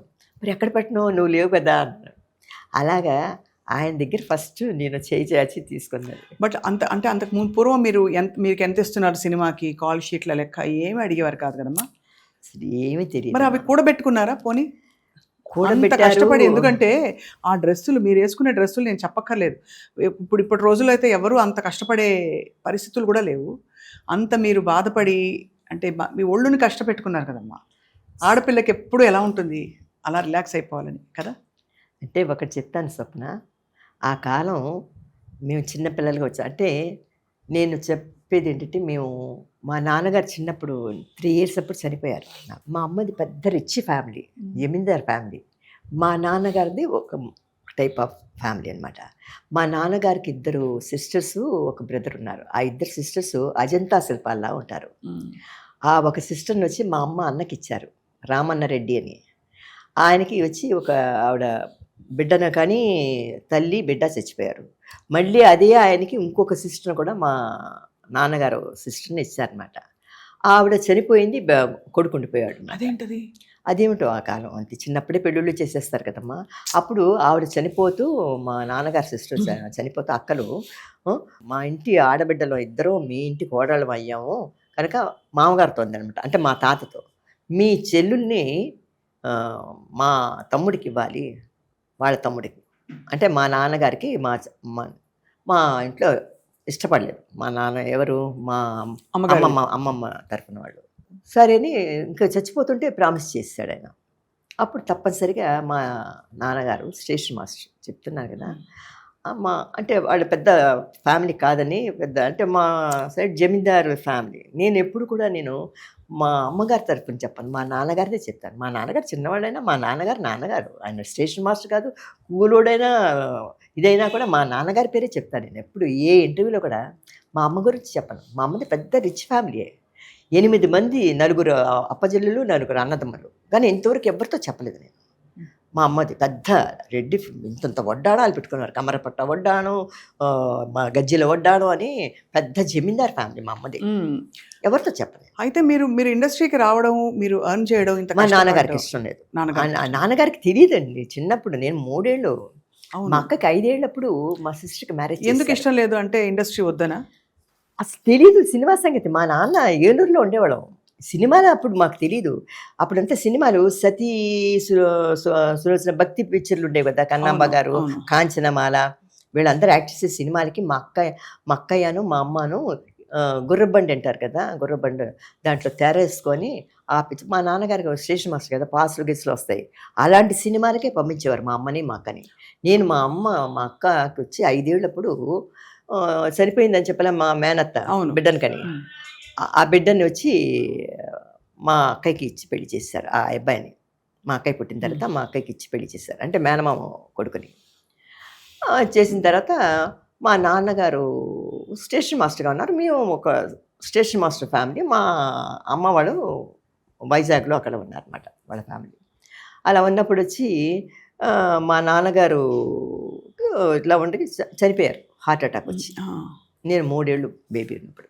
అప్పుడు మా అమ్మను మా అక్కయ్యను మేనమామ ఇంట్లో, ఆయన సర్కిల్ ఇన్స్పెక్టర్, ఆయన మా అమ్మ అన్న, పెద్దవాళ్ళు, వాళ్ళందరూ పెద్ద జాబుల్లో ఉండేవారు అనమాట. చెల్లులు తెచ్చిపెట్టుకున్నారు. అప్పుడు మా అక్కయ్య వచ్చి మా మేనమామ అక్క కూతురుని చేసుకున్నాడు ఒక ఆయన ఇన్స్పెక్టర్, సర్కిల్. ఆ కొడుకును ఈయన చనిపోయిన తర్వాత, తల్లి చనిపోయిన తర్వాత వాళ్ళు పెంచుకున్నారు కదా, వాళ్ళకి 2 కూతుళ్ళు ఉంటే. అప్పుడు మా అక్కయ్య వాళ్ళ ఇంటి కోడలు కదా, ఆ కోడళ్ళు మా అమ్మకు వచ్చి 6 నెలలు. ఆవిడకి ఒళ్ళు బాగాలేకపోయింది. అప్పుడు చెన్నైకి వచ్చారనమాట డాక్టర్ చూపించుకోవడానికి. అప్పుడు వచ్చి మా ఫ్యామిలీ కూడా, మా అమ్మ, మేము చిన్న పిల్లలు. మా అక్కకి 2 కొడుకులు. మా అక్కయ్య నాకంటే పెద్ద, చెప్పాను కదా, 20 years పెద్ద. అవునవును, ఆల్మోస్ట్ తల్లిలాగే. తల్లి తర్వాత మా అమ్మ, మాతో పాటు మేము చెన్నైకి 5 వచ్చామమ్మా. మా అమ్మ, మా నాన్న చనిపోయారు కదా, మా అమ్మ, మా అక్కయ్య, నేను, మా అక్క 2 కొడుకులు, 5 వచ్చాం. 5 వచ్చి ఆవిడకి ట్రీట్మెంట్ అది జరుగుతున్నప్పుడు ఇక్కడే ఇల్లు తీసుకొని రైల్వే స్టేషన్ దగ్గర ఒక ఇది తీసుకొని హాస్పిటల్కి వెళ్తూ వస్తున్నాం అన్నమాట. తర్వాత వాళ్ళు వెళ్ళిపోతూ వస్తూ ఉండేవారు అనమాట. ట్రీట్మెంట్కి. అప్పుడు మా అక్కయ్య అంది, ఎందుకు అక్కడెక్కడ ఉండటం, మా అక్కయ్య మంచి వీణ వాయిస్తారు. మా అక్కయ్య, మా అమ్మ, మా అక్కయ్య వీణ నేర్చుకున్నారు. మా ఇంట్లో వీణ పెట్టి ఉండేది, పెద్ద వీణ అది ఉండేది అనమాట. మంచి సంగీతం అంటే చాలా ఇష్టం మా అక్కకి, మా అమ్మ. ఏదో నాకు ఆ స్టోరీ అంతా చెప్పేస్తున్నాను నేను. అయ్యో లేదు, మీరు చాలా చెప్తుంటే ఇంత అంటే ఆ రోజుల్లో ఎంత జీవితం మీరు చూసారని. అలా మీరు ఇండస్ట్రీలోకి వచ్చారు, కానీ నాన్నగారికి ఎప్పుడు ఇష్టం లేదండి. నాన్నగారికి ఇష్టం అంటే సినిమా తెలియదు, సినిమాలు ఊరికి అది కూడా భక్తి కానీ మీరు టైట్ డ్రెస్సులు వేసుకున్నప్పుడు అప్పుడు అబ్జెక్షన్ చెప్పేవారు కదా. మా నాన్నగారు 3 ఏళ్ళప్పుడు చనిపోయారు కాబట్టి తర్వాత మీరు మా అమ్మకి ఇష్టం ఉండేది కాదు. ఇప్పుడు నాగుల చవితిలో యాక్ట్ చేస్తాను కదా జమున గారికి, అది స్కూల్లో చదువుకుంటూ షూటింగ్ చూడటానికి వెళ్ళిన అమ్మాయిని నేను. షూటింగ్ ఏదో ఎలా ఉంటుంది చూద్దామని ఎవరితో గుంపుల్లో గోవిందా అని మన డాన్స్ మాస్టర్ గారు ఉంటే లెటర్ ఇస్తే వెళ్ళి షూటింగ్ అంతా చూస్తూ స్టూడియోలన్నీ తిరుగుతుంటే అప్పుడు చెప్పాను, ఏవిఎం శెట్టిఆర్ గారు నన్ను చూశారు, జమున గారు వీళ్ళందరూ ఉన్నారు, ఉన్నారని పిలిచి యాక్ట్ చేస్తావా నాగుల చవితిలో, జమున గారికి బాగుంది ఈ అమ్మాయి అని అప్పుడు నన్ను సెలెక్ట్ చేసి ఆ పిక్చర్లో వేశారనమాట. అప్పుడు మా అమ్మంది, అయ్యో వద్దు, మేము ఫ్యామిలీ మా అమ్మాయికి పెళ్లి చేయాలి, మేము సినిమాలంతా చదువుకుంటున్నాను అప్పుడు స్కూల్లో, క్యాస్ట్రేట్ స్కూల్లో. కానీ మీరు ఇంత అప్పుడు చిన్న వయసులో సినిమాలకు వచ్చారు, సో చదువు అయితే ఆగిపోయి ఉంటుంది ఒక పాయింట్ అయ్యాక. చదువు ఈ చెప్పాను కదా బ్లేడ్తో ఈ ఐబ్రోస్ ఇవి తీసినప్పుడు ఆ మేకప్ అది స్కూల్కి వెళ్తే అందరూ కో ఎడ్యుకేషన్ కదా, నాకు అసలే సిగ్గు ఎక్కువ. నాకు ఆన్సర్ తెలిసినా కూడా అడిగితే శేషగిరి మాస్టర్ గారు అని మాకు ఆయన ఉండేవారు. తర్వాత ఆయన కూడా సినిమాలో పంతుల వేషాలన్నీ యాక్ట్ చేశారు. కుసుమకుమారి చెప్పు ఒక వస్తుందంటే తెలుసు, అందరూ బాయ్స్ అందరూ ఉంటారు కదా, నోట్లోంచి తెలిసినా కూడా చెప్పేదాన్ని కాదు, గట్టిగా మాట్లాడటం భయం అనమాట. అంటే అందరూ నోటీస్ చేస్తారు, మీరు అందరూ చూస్తారు కదా, ఆన్సర్ చెప్పారు, నిలబడి చెప్పాలి, చెప్పేదాన్ని కాదు, ఎలా ఉండిపోయేదాన్ని అనమాట. తర్వాత మా బ్రదర్స్ ఏం చేశారు, అక్కయ్య కొడుకులు, మా అమ్మ ఇంత పెద్ద క్యారేజ్, పిత్తల క్యారేజ్ అని ఉండేది అనమాట, ఇంత పెద్ద క్యారేజ్, పొద్దున్నే కోడికూర, అన్నము, మామిడి పండు, రుమాని పండు అని చిన్న టెంక్ ఉంటుంది, ఇంత పెద్ద మామిడి పండు, ముగ్గురికి 3 మామిడి పళ్ళు పెట్టి క్యారేజ్. వాళ్ళెవ్వరూ క్యారేజ్ ముట్టుకునేవారు కాదు. అప్పుడు రిక్షా, మనిషి లాగే రిక్షా అనమాట ఆ కాలంలో. మేము మెడ్రాస్కి వచ్చినప్పుడు కొత్తలో తేనాపేటలో క్యాస్ట్రేట్ స్కూల్, అక్కడికి వెళ్ళాలంటే మేము మోసా స్ట్రీట్ ఇంట్లో ఉండేవాళ్ళం. అక్కడి నుంచి ఒక రిక్షా కట్టించాం, మనిషి లాగే రిక్షా, సైకిల్ రిక్షా లేదు ఇంకా. ఆ రిక్షా లాక్కుంటూ వెళ్తుంటే ఒక పెద్ద క్యారేజ్, వీళ్ళిద్దరికి సిగ్గు అనమాట, క్యారేజ్ పట్టుకోరు కానీ బాగా బొజ్జుగా ఉంటారు. నేనేమో కొద్దిగా ఎరక పిల్లలా ఉండేది, చిన్న పిల్ల. ఈ క్యారేజ్ నా అంత ఉండేది, అది పట్టుకొని నా బ్యాగ్ పట్టుకొని స్కూల్కి వెళ్ళేటప్పుడు నాకు సిగ్గు కదా, తలకాయ వచ్చుకో నా క్యారేజ్ పట్టుకోండి. ఇది చూస్తే ఎంత ఉంది, ఇంత పెద్ద క్యారేజ్ చేస్తుంది. కానీ మా క్యారేజ్ దగ్గరికి వచ్చేసరికి అందరు పిల్లలు, స్కూల్లో పిల్లలందరూ మా దగ్గరికి వచ్చేసారు లంచ్ అవర్లో, ఎందుకంటే బాగా చికెన్ గికెన్ అంతా ఉండేది అనమాట. మా బ్రదర్స్, అదే ఆ బ్రదర్స్ అంతా అక్కయ్య కొడుకుని, అదొక లైఫ్, స్కూల్ లైఫ్. ఆ తర్వాత ఈ సినిమా షూటింగ్ చూడటానికి వెళ్ళి అక్కడ స్ట్రక్ అయిపోయాను నేను. నాకు చూడండి లక్, షూటింగ్ చూడటానికి వెళ్ళి నన్ను అక్కడ బుక్ చేస్తారు, నాకు సినిమా అంటే ఏంటో తెలియదు. అక్కడి నుంచి మీ విధి మారిపోయింది. స్కూల్ మొత్తం వేసి రాజకుమారి థియేటర్ పక్కన స్కూల్లో సినిమాలు చూసేదాన్ని, ఎందుకంటే మా బ్రదర్స్కి సినిమాలు ఇష్టం కదా, నన్ను పడిపోయేవారు అనమాట. శివాజీ గణేషన్ పిక్చర్లు, మన తెలుగు పిక్చర్లు కూడా వేస్తారు, చెంచు లక్ష్మి అని నాగేశ్వరరావు గారిది, పిలువుకురా అని పాట పాడేది అంజలిదేవిను నాగేశ్వరరావు గారు, చాలా ఇష్టం నాకు ఆ పాట. ఆ పిక్చర్లన్నీ చూసుకొని వచ్చి ఇంట్లో కూర్చొని సినిమాలకి ఎప్పుడైనా ఎక్కొట్టేసి సినిమాకి వెళ్ళిపోవచ్చు మా బ్రదర్స్తో అనేసి అలా చూసి అనుకోకుండా షూటింగ్ చూడటానికి వెళ్ళినప్పుడు ఎంతో హ్యాపీ ఫీల్ అయిపోయాను. ఒక్కొక్క సెట్లోకి వెళ్ళి చూస్తుంటే హిందీ షూటింగ్ అది ఇది అన్నీ, అక్కడ అందరూ ఆర్టిస్టులు వచ్చేవారు కదా, చూస్తున్నప్పుడు అబ్బా ఎంత బాగున్నారు, అందరు డ్రెస్సులు వేసుకొని జిగిని ఉండేవారు అనమాట అందరూ. అప్పుడు నన్ను బుక్ చేసినప్పుడు నావల్ చేతులు ఆ డ్రెస్ అంతా వేసేసరికి నాకు గొప్ప సంతోషం అయిపోయింది అనమాట. చిన్న బిట్టే అయినా కూడా ఒక నాకు అది ఎందుకో మా దైవానుగ్రహం చాలా ఉందమ్మా నాకు. చిన్నప్పటి నుంచి కూడా నేను ఫస్ట్ స్కూల్ డ్రామాస్లో నన్ను సెలెక్ట్ చేసినప్పుడు అంత సిగ్గుపడేదాన్ని, నేను స్కూల్ డ్రామాస్లో మటుకు చేసేదాన్ని. నేను కృష్ణుడు వేషం సన్నగా ఉండేది, నేను కృష్ణుడు లాగా, ఒక స్కూల్లో ఏం డ్రెస్సులు ఇస్తా తెలుసు కదా, కృష్ణుడు తర్వాత మేనక, ఈ 2 నేను యాక్ట్ చేసేదాన్ని. ఆ 2టికి నన్నే సెలెక్ట్ చేసేవారు, కుసుమకుమారి అనేవారు అన్నమాట. అంటే నేను వచ్చేసి ఆ 2టికి చక్కగా చేసేదాన్ని. అదేలాగా ఏవిఎం స్టూడియోలో ఆ పిక్చర్లో ఫస్ట్ నేను యాక్ట్ చేసిన పిక్చర్ శివలింగం. శివుడు గుడిలో, నాగలింగంతో ఉన్న శివుడు గుడిలో డ్యాన్స్ చేస్తుంటే జమున గారు అయిపోతారు. ఆ పిక్చర్ పేరు కూడా నాగుల చవితి.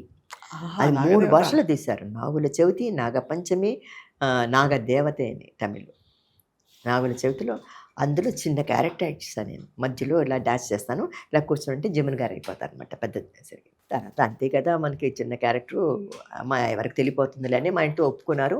అది తర్వాత పర్మనెంట్ ఆర్టిస్ట్గా ఉన్నాను 3 సంవత్సరాలు. ఏవిఎంకేనా? వాళ్ళే బుక్ చేశారు నన్ను, వాళ్ళే అన్నీ నేర్పించారు నాకు. అన్ని పర్మనెంట్ ఆర్టిస్ట్ అంటే నెలకు మీరు జీతం ఇచ్చేస్తారు. జీతం ఎన్ని సినిమాలు ఉన్నా ఎన్ని రోజులున్నా మీరు ఉండాలి అవైలబుల్గా, అంతేనా? అంటే మనకి తగిన క్యారెక్టర్ ఉంటే వాళ్ళు యూజ్ చేస్తారు. చేసుకుంటారు. అవును. లేదనుకో ఎవరైనా రాకపోతే ఆర్టిస్టులు అక్కడ నిలబెట్టేస్తారు. ఓహో. నన్ను అలా నిలబెట్టేశారు. అప్పుడమ్మా అంటే ఇది జస్ట్ ఇప్పటి రోజులు అప్పటి రోజులు కంపేర్ చేయడానికి ఏవిఎం వాళ్ళు ఎలా ఇచ్చామమ్మా జీతం ఇచ్చేవారు? జీతం ఇచ్చారు. ఎంతమ్మా? 100లో ఉండేది అప్పుడు అంతా? 250 రూపాయలు నెలకి. అప్పుడు ఎక్కువ. అది చాలా ఎక్కువ డబ్బు. 100 రూపాయలు అంటేనే చాలా ఎక్కువ అనమాట. అంటే ఇవాళ రోజుల్లో 1,00,000 రూపాయలు కంటే ఎక్కువ. ఏంటి 1.5 రూపాయలు పెడితే కోడి వచ్చేది, ఇది వచ్చేది, అవి వచ్చేది. 10 రూపాయలు అంటే 100 రూపాయలతో సమానం. 250 రూపాయలు నాకు నెల జీతం. కానీ నేను స్కూల్కి వెళ్తూ మధ్యలో ఈవినింగ్ వెళ్ళేదాన్ని. తర్వాత నాకు స్కూల్కి వెళ్ళబుద్ధి కాలేదు. అంతే, ఇది అలవాటు. ఇదన్నీ మేకప్లు ఇవి అందరూ రాజ్ కుసుమ ఏ సినిమాలు నటిస్తుందా అని కెండల్ చేస్తారు కదా, కెండల్ పని బాగా అలా మానేస్తాను. అమ్మ మీరు 4 సీఎం సరసన నటించారు. ఎవరెవరు? కరుణానిధి గారు ఫస్ట్, మన జయలలిత గారు, కరుణానిధి గారు, ఎంజీఆర్ గారు, తర్వాత జయలలిత, ఎన్టీఆర్ గారు, ఎన్టీ రామారావు గారు. అసలు ఎంత గొప్ప విషయం అది. అంటే అప్పట్లో వాళ్ళందరూ సీఎంలు అయి ఉంటారు. మీరు ఎంజీఆర్ గారి ఫస్ట్ హీరోయిన్ కదా మీరు? అవును. ఎంత అంటే ఇవన్నీ మీకు చాలా ప్రత్యేకంగా అమరిన మీ కెరియర్. అంటే అన్నీ ఇలాగా ఒక వజ్రం, ఒక కిరీటంలో వజ్రాలు పెట్టినట్టే అన్ని ప్రత్యేకతలు ఉన్నాయి మీ కెరియర్లో. సో ఎలా ఉండేవారు అప్పుడు? అంటే మీరు చిన్నపిల్ల బెరుగ్గా ఉండేవారు, మీకంటే వయసులో చాలా పెద్దవారు, అనుభవజ్ఞుల అందరూ, అంతేగా? అందరూ ఎలా ఎప్పుడు అంటే మీకు నర్వస్నెస్ ఉండేది కదా వాళ్ళతో చూసి? అంటే వాళ్ళందరూ కూడా అప్పుడే పెద్ద పెద్ద హీరోలు అవుతున్నోళ్ళు. మేము చిన్నపిల్లలను స్కూల్లో చూసి వచ్చినవాడు. వాళ్ళు అప్పుడు కొద్దిగా టాప్లో ఉన్నారన్నమాట. అప్పుడు వాళ్ళు సెలెక్ట్ చేయరు హీరోస్. ఇప్పుడైతే హీరోలు పలానా అని హీరోయిన్ అని చెప్పాలి. అప్పుడంతా హీరోయిన్స్ అంటే భానుమతి గారు, అంజలీదేవి గారు, పద్మిని గారు, టిఆర్ రాజకుమారి, అలాంటి వాళ్ళు. మీరు వచ్చేసినప్పుడు ఉప్పెన్లాగా ఎవరైనా అప్పట్లో ఈర్ష్యాద్వేషాలు ఉండేవా? అప్పట్లో ఎవరు పెద్ద ఎక్కువ మంది ఆర్టిస్టులు లేరమ్మా. ఇప్పుడైతే కుప్పలు. అప్పుడు ఆర్టిస్టులు అంటే కొంతమంది లిమిటెడ్గా ఉండేవారు. తర్వాత వాళ్ళు చూసేవారు మనకి నాకు మేకప్ టెస్ట్ అది తీస్తారు కొన్ని మంచి క్యారెక్టర్ అయితే, దానికి మనం సెలెక్ట్ చేసి చేశారు. ఈ జయలలిత గారితో ఎలా ఉండేది మీ అనుబంధం? జయలలిత చాలా మంచి మనిషి, చాలా ప్రేమ పాత్రురాలు, చాలా చక్కగా మాట్లాడుతుంది. వాళ్ళ మదర్ పోయినప్పుడు నేను వెళ్ళాను వాళ్ళ ఇంటికి. వాళ్ళ అమ్మ నాకు బాగా, ఎందుకంటే నిత్య కళ్యాణం పచ్చతోరణం, తర్వాత స్వర్ణ గౌరీ, స్వర్ణ మంజరిని కన్నడంలో వాటిలో వాళ్ళ మదర్తో ఎక్కువ నాకు టచ్ ఉండేది. పిచ్చి అందం కదా, భలే అందం కదా, మంచి హైటు వెయిట్ ఆవిడ. వాళ్ళ సంధ్యాను విద్యావతి అని వాళ్ళ సిస్టర్ కూడా ఉండేవారు. ఆవిడ కూడా ఆర్టిస్టే. అవును. కానీ సంధ్య గారు భలే ఉండేవారు, కళ్ళు ఇలా చేపకళ్ళు. ఆవిడను రంజన్ అని ఒక హీరో ఉండేవారు తమిళ్లో. నేను చూడలేదు, నేను యాక్ట్ చేయలేదు. అది చంద్రలేఖలో వాటిలో యాక్ట్ చేశారంట కదా రంజన్. భలే మంచి ఆర్టిస్ట్ అండి ఆవిడ. ఆవిడతో జయలలిత వచ్చేది కొద్దిగా చిన్న, ఒక టీనేజ్లో ఉన్నప్పుడు 13-14 ఏళ్ళు ఇప్పుడు అలాగ వచ్చేది షూటింగ్కి. నేను కొద్దిగా పెద్ద, అంటే నేను ఒక ఉంటాను కదా, నాకు కూడా 16-18 ఏళ్ళు అలా ఉంటాయి కదా. అంటే ఒక ఆల్మోస్ట్ తనకి నాకు కొద్దిగా డిఫరెన్స్ ఉంటుంది. పెద్దవారా? నేను పెద్దదాన్ని, తను చిన్నది. అంటే పెద్ద ఎక్కువ 10-20 కాదు, అంటే ఆల్మోస్ట్ హీరోయిన్. అంటే నాకు ఆదరిక నిర్మల అయిన వెంటనే ఆవిడ వెన్నీరాడే అనే పిక్చర్లో శ్రీధర్ గారి పిక్చరే, నెక్స్ట్ పిక్చర్లో ఆవిడ హీరోయిన్. అంటే అలా కొద్ది గ్యాప్. ఏజ్ అందరితో ఒకేలా ఉండదు కదా, కొద్దిగా ఎక్కువ తక్కువ. అమ్మ, వాట్ అబౌట్ కరుణానిధి గారు? ఆయనది ఒక డాన్స్ పిక్చర్ కదా అది? మహానుభావుడు అండి. అప్పట్లో ఫస్ట్ ఆయనే కదా కరుణానిధి గారు. అవును. ఆయన పిక్చర్లో అంటే తమిళ్ భలే కష్టం, ఇళక్కడం అంటారనమాట. అదర ముదర ఏడుతెల్ల మాది భగవాన్, ఇది ఇళక్కడం, ఇవన్నీ డైలాగులు ఇలాగే ఉండేవి కాదు. అదే ఇళక్కడం అంటే ఆయన డైలాగ్స్ కొద్దిగా కష్టం. అంటే అప్పుడు పౌరాణిక పిక్చర్లో అవన్నీ కొద్దిగా డైలాగ్స్ ఒకలా ఉంటాయి. సోషల్గా ఇప్పుడు మనం మాట్లాడుతున్నట్లు న్యాచురల్గా ఉండవు కదా. ఆయన పిక్చర్ యాక్ట్ చేసేటప్పుడు పూంబుహార్ కన్నగి, అందులో పూంబుహార్లో వచ్చి ఎస్ఎస్ రాజేంద్ర గారు వచ్చి కోవలను, విజయ్ కుమారి వచ్చి కన్నగి. మాధవి 3వ క్యారెక్టర్. ఆ పిక్చర్ 3 క్యారెక్టర్ ఇంపార్టెంట్ అనమాట. కన్నగి నేను అంటే మంచి గొప్ప డాన్సరు, మంచి అందగత అనమాట, స్టేజ్ డాన్సర్ అంతా. దానికి అప్పుడు నేను ఇంకా పెద్ద హీరోను, కాదరికి నేను యాక్ట్ చేసిన ఆ టైం అనమాట. అందులో నన్ను బుక్ చేశారు అనమాట. అందులో మాస్టర్ దండాయుధ పని పిల్ల మాస్టర్. ఆ పిక్చర్లో యాక్ట్ చేసినప్పుడు ఈయన డైలాగులు ఇవ్వడు ఆయన. వాళ్ళు పెద్ద పెద్ద వాళ్ళందరూ శ్రీధర్ గారు కానీ, మన కరుణానిధి గారు కానీ, వాళ్ళు ఏం చేస్తారంటే వాళ్ళకి మూడ్ రావాలి. సెట్లో కూర్చొని ఆర్టిస్టులు చూసి ఆ లొకేషన్ అంతా చూసుకొని ఆ సీన్ను బట్టి వాళ్ళకి అప్పుడు తడుతుంది డైలాగులు రాస్తారు. నాకేంటి వీళ్ళు అరం కదా, మనకి కొద్దిగా అంత అరం ఊర్లో ఉన్నా కూడా కొద్దిగా కొన్ని మనకి పడతాయి కొన్ని. డైలాగులు ఇవ్వండి అని మా సిస్టర్ సన్ పంపించి అడిగితే అనేవాడంట. నేను వెళ్ళి செட்டில் என்ன சார் டயலாக் கொடுங்க சார், உங்கள் டயலாக்லாம் ரொம்ப கஷ்டம் பேசுறது, ரொம்ப இலக்கணம் இருக்கும் అన్నాను. எதுக்கம்மா பயப்படுற, பயப்படாத நான் இருக்கேன் இல்லை అనేవాడు మాట. இருக்கீங்க, நான் தானே பேசணும், தப்பு வந்துடுச்சுன்னா எல்லாரும் தமிழ். அங்கே வந்து எஸ்எஸ்ஆர் தமிழ், విజయకుమారి தமிழ், నాగేష్ தமிழ், సుందరామల్, కేవి సుందరామల్, మనోరమ, వీళ్ళందరూ అరవాళ్ళు. నేను ఒక్కదాన్ని తెలుగుదాన్ని. నేను ఏదైనా తప్పు చేస్తే మళ్ళీ టేక్ వన్ మోర్ అంటారు. నాకు మైండ్ అంతా ఒకలాగా అయిపోతుంది. ముందు ఇస్తే బైహైడ్ చేసి పెట్టుకుంటాను అన్నాను. నా ఇరికే భయపడాలి అనేవాడు. అలాగా ఆయనతో ఆపించారు. అంటే కంఫర్టబుల్ అయ్యారు అందరితో. మీరు ఏంటో నా లైఫ్, నా జీవితంలో అందరండి నాకు దొరికిన హీరోలు కానీ, డైరెక్టర్లు కానీ, ప్రొడ్యూసర్లు కానీ, టెక్నీషియన్స్ కానీ అందరూ మంచివాళ్ళు. అమ్మ ఎప్పుడు ప్రేమలో పడలేదా మీరు? ప్రేమలోనా? ఇంత అందగాళ్ళు చుట్టూ, మీరు ఒక అందగత్తే. మీరు నాన్నగారు చిన్నప్పుడే వెళ్ళిపోయినప్పుడు ప్రతి ఆడపిల్లకి ఎవరైనా నన్ను చూసుకునేవాళ్ళు కావాలని ఉండడం సహజం. అమ్మ కొంతమంది అంటారు ఓపెన్ హార్ట్ అంటారు. నేను అలా ఓపెన్ హార్ట్గా ప్రేమలో పడ్డారా అంటే, ఒక వయసులో మనకు కొంతమందిని చూస్తే ఇష్టం అనిపిస్తుంది, కొంతమందిని చూస్తే మొత్తం అనిపిస్తుంది, అయితే పెట్టాలనిపిస్తుంది, మొత్తం అనిపిస్తుంది. కొంతమందిని చూస్తే ఇష్టంగా కంఫర్ట్గా ఫీల్ అవుతాం, ఒక హ్యాపీనెస్గా యాక్ట్ చేయడానికి. కొంతమందిని చూస్తే యాక్ట్ చేసామా వచ్చేసామా అనిపిస్తుంది. అలాగా కొన్ని జరుగుతుంటాయి. వాళ్ళ పేర్లు మెన్షన్ చేయక్కర్లేదు మనం, కానీ జరిగాయి. మీకు జరిగాయంటే యాక్ట్ చేసినప్పుడు మనకి మూడు కొద్ది రిలాక్స్గా ఉన్నప్పుడు ఎవరైనా మంచిగా మాట్లాడితే మనం మంచిగా 2 మాటలు మాట్లాడాలి, ఐస్ అయిపోతాం అంటే ఇప్పుడు చెప్పవచ్చమ్మా, ఏం పర్లేదు. ఇప్పుడు చెప్పొచ్చు కదమ్మా. అమ్మా నేను ఒకటి చెప్తాను, జీవితం కదమ్మా, ఇట్స్ ఆల్ లైఫ్. ఒకటి, ఫీలింగ్సే లేవంటే నమ్మను నేను. ప్రతి మనిషికి ఆడ కానీ మగ కానీ ఒక ఏజ్లో వాళ్ళకి మనసు ఉంటుంది, ఇష్టాలు ఉంటాయి. ఒకరిని చూస్తే ఇష్టపడతారు, కొంతమందిని చూస్తే ఇష్టపడరు. కొంతమందితో బాగా ఫ్రీగా మూవ్ అవుతారు, కొంతమందితో మూవ్ అవరు. ఇష్టపడి మాట్లాడేది అది ఒక విధమైన, అంటే ప్రేమలో పడిపోయి మనం వాళ్ళతో లేకపోతే మనం బతకలేము అని, మనం చచ్చిపోతామని అది వేరే. మాట్లాడటం, మనసు విప్పి మాట్లాడటం, మన కష్టాలు చెప్పుకోవటం, అదంతా ఉంటాయి. అది ఒక విధమైన. అంతేగాని ప్రేమ లేకుండా ఎవరికి ఉండదమ్మా. ఉండదు. కరెక్ట్. నేను ఇదిగా చెప్పను, ఇప్పుడు ఈ వయసులో చెప్తే కూడా ఇది లేదు. ఆ వయసులో ఏ వయసులో అది లేకపోతే ఏది లేదు. ఇప్పుడు చిన్న పిల్లలు ఉన్నారు, పుట్టి పిల్లలు అల్లరి చేస్తారు, గొడవ చేస్తారు. కొంతమంది ఎక్కువ నాటిగా ఉంటారు, కొంతమంది కొద్దిగా నాటిగా ఉంటారు. కొంతమంది పిల్లలు ఎలా కూర్చుంటారు, ఏమి రియాక్షన్ ఉండదు. ఏమన్నా అయ్యో మా పిల్లోడు అల్లరి చేయటం లేదు, మా పిల్లోడు ఆడుకోవటం లేదంటారు. అలా ఉన్నా తప్పే, అల్లరి చేసినా తప్పే. అంతే కదా.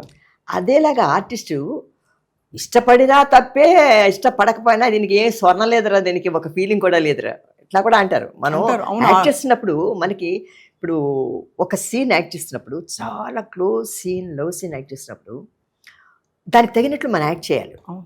లేకపోతే ఏంద్రా ఫీలింగే లేదు, దీంతో యాక్ట్ చేసిన ఒకటే, ఒక బొమ్మతో యాక్ట్ చేసిన ఒక రబ్బర్ బొమ్మలాగా ఉంది అంటారు. అలా అన్న వాళ్ళు కూడా నేను విన్నాను కొంతమందిని. కనుకనే ఉంటాయి.